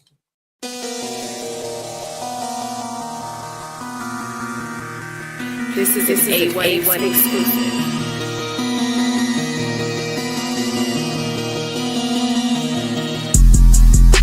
Tell Classic Craig is going down. They mad they couldn't get their point across. Shit, I love the sound. Them sources looking weak, homie. You know we gon' check them out. Flying through your teeth, have my pseudo killer stretch you out. Bring them back, they calling me the puppet master. It's always some strings attached. The pseudo always dies at its source. We gon' see to that. And there you go pontificating. You know we don't believe in that. And I'm bringing reading back. Don't I make this shit look cool? Debaters better keep it cool. Might hit up heavy hitters, have a rule, get at you. Have my scholars line you up, and I ain't talking barber school. Peer review party, bring your paperwork. You showed up to debate with no sources, man, that's crazy work. Them ad homs that never work. If you scared, go to church. It's your Allah, no more shirt. The Versus series poppin', sir. Till DMG is going down, they mad they couldn't get their point across. Shit, I love the sound. Them sources looking weak, homie. You know we gon' check them out. Flying through your teeth, have my pseudo killer stretch you out. Bring them back, they calling me the puppet master. It's always some strings attached. The pseudo always dies at its source. We gon' see to that. And there you go pontificating. You know we don't believe in that. Till Ratchet Craig is going down, they mad they couldn't get their point across. Shit, I love the sound. Them sources looking weak, homie. You know we gon' check them out. Flying through your teeth, have my pseudo killer stretch you out. Bring them back, they calling me the puppet master. It's always some strings attached. The pseudo always dies at its source. We gon' see to that. And there you go pontificating. You know we don't believe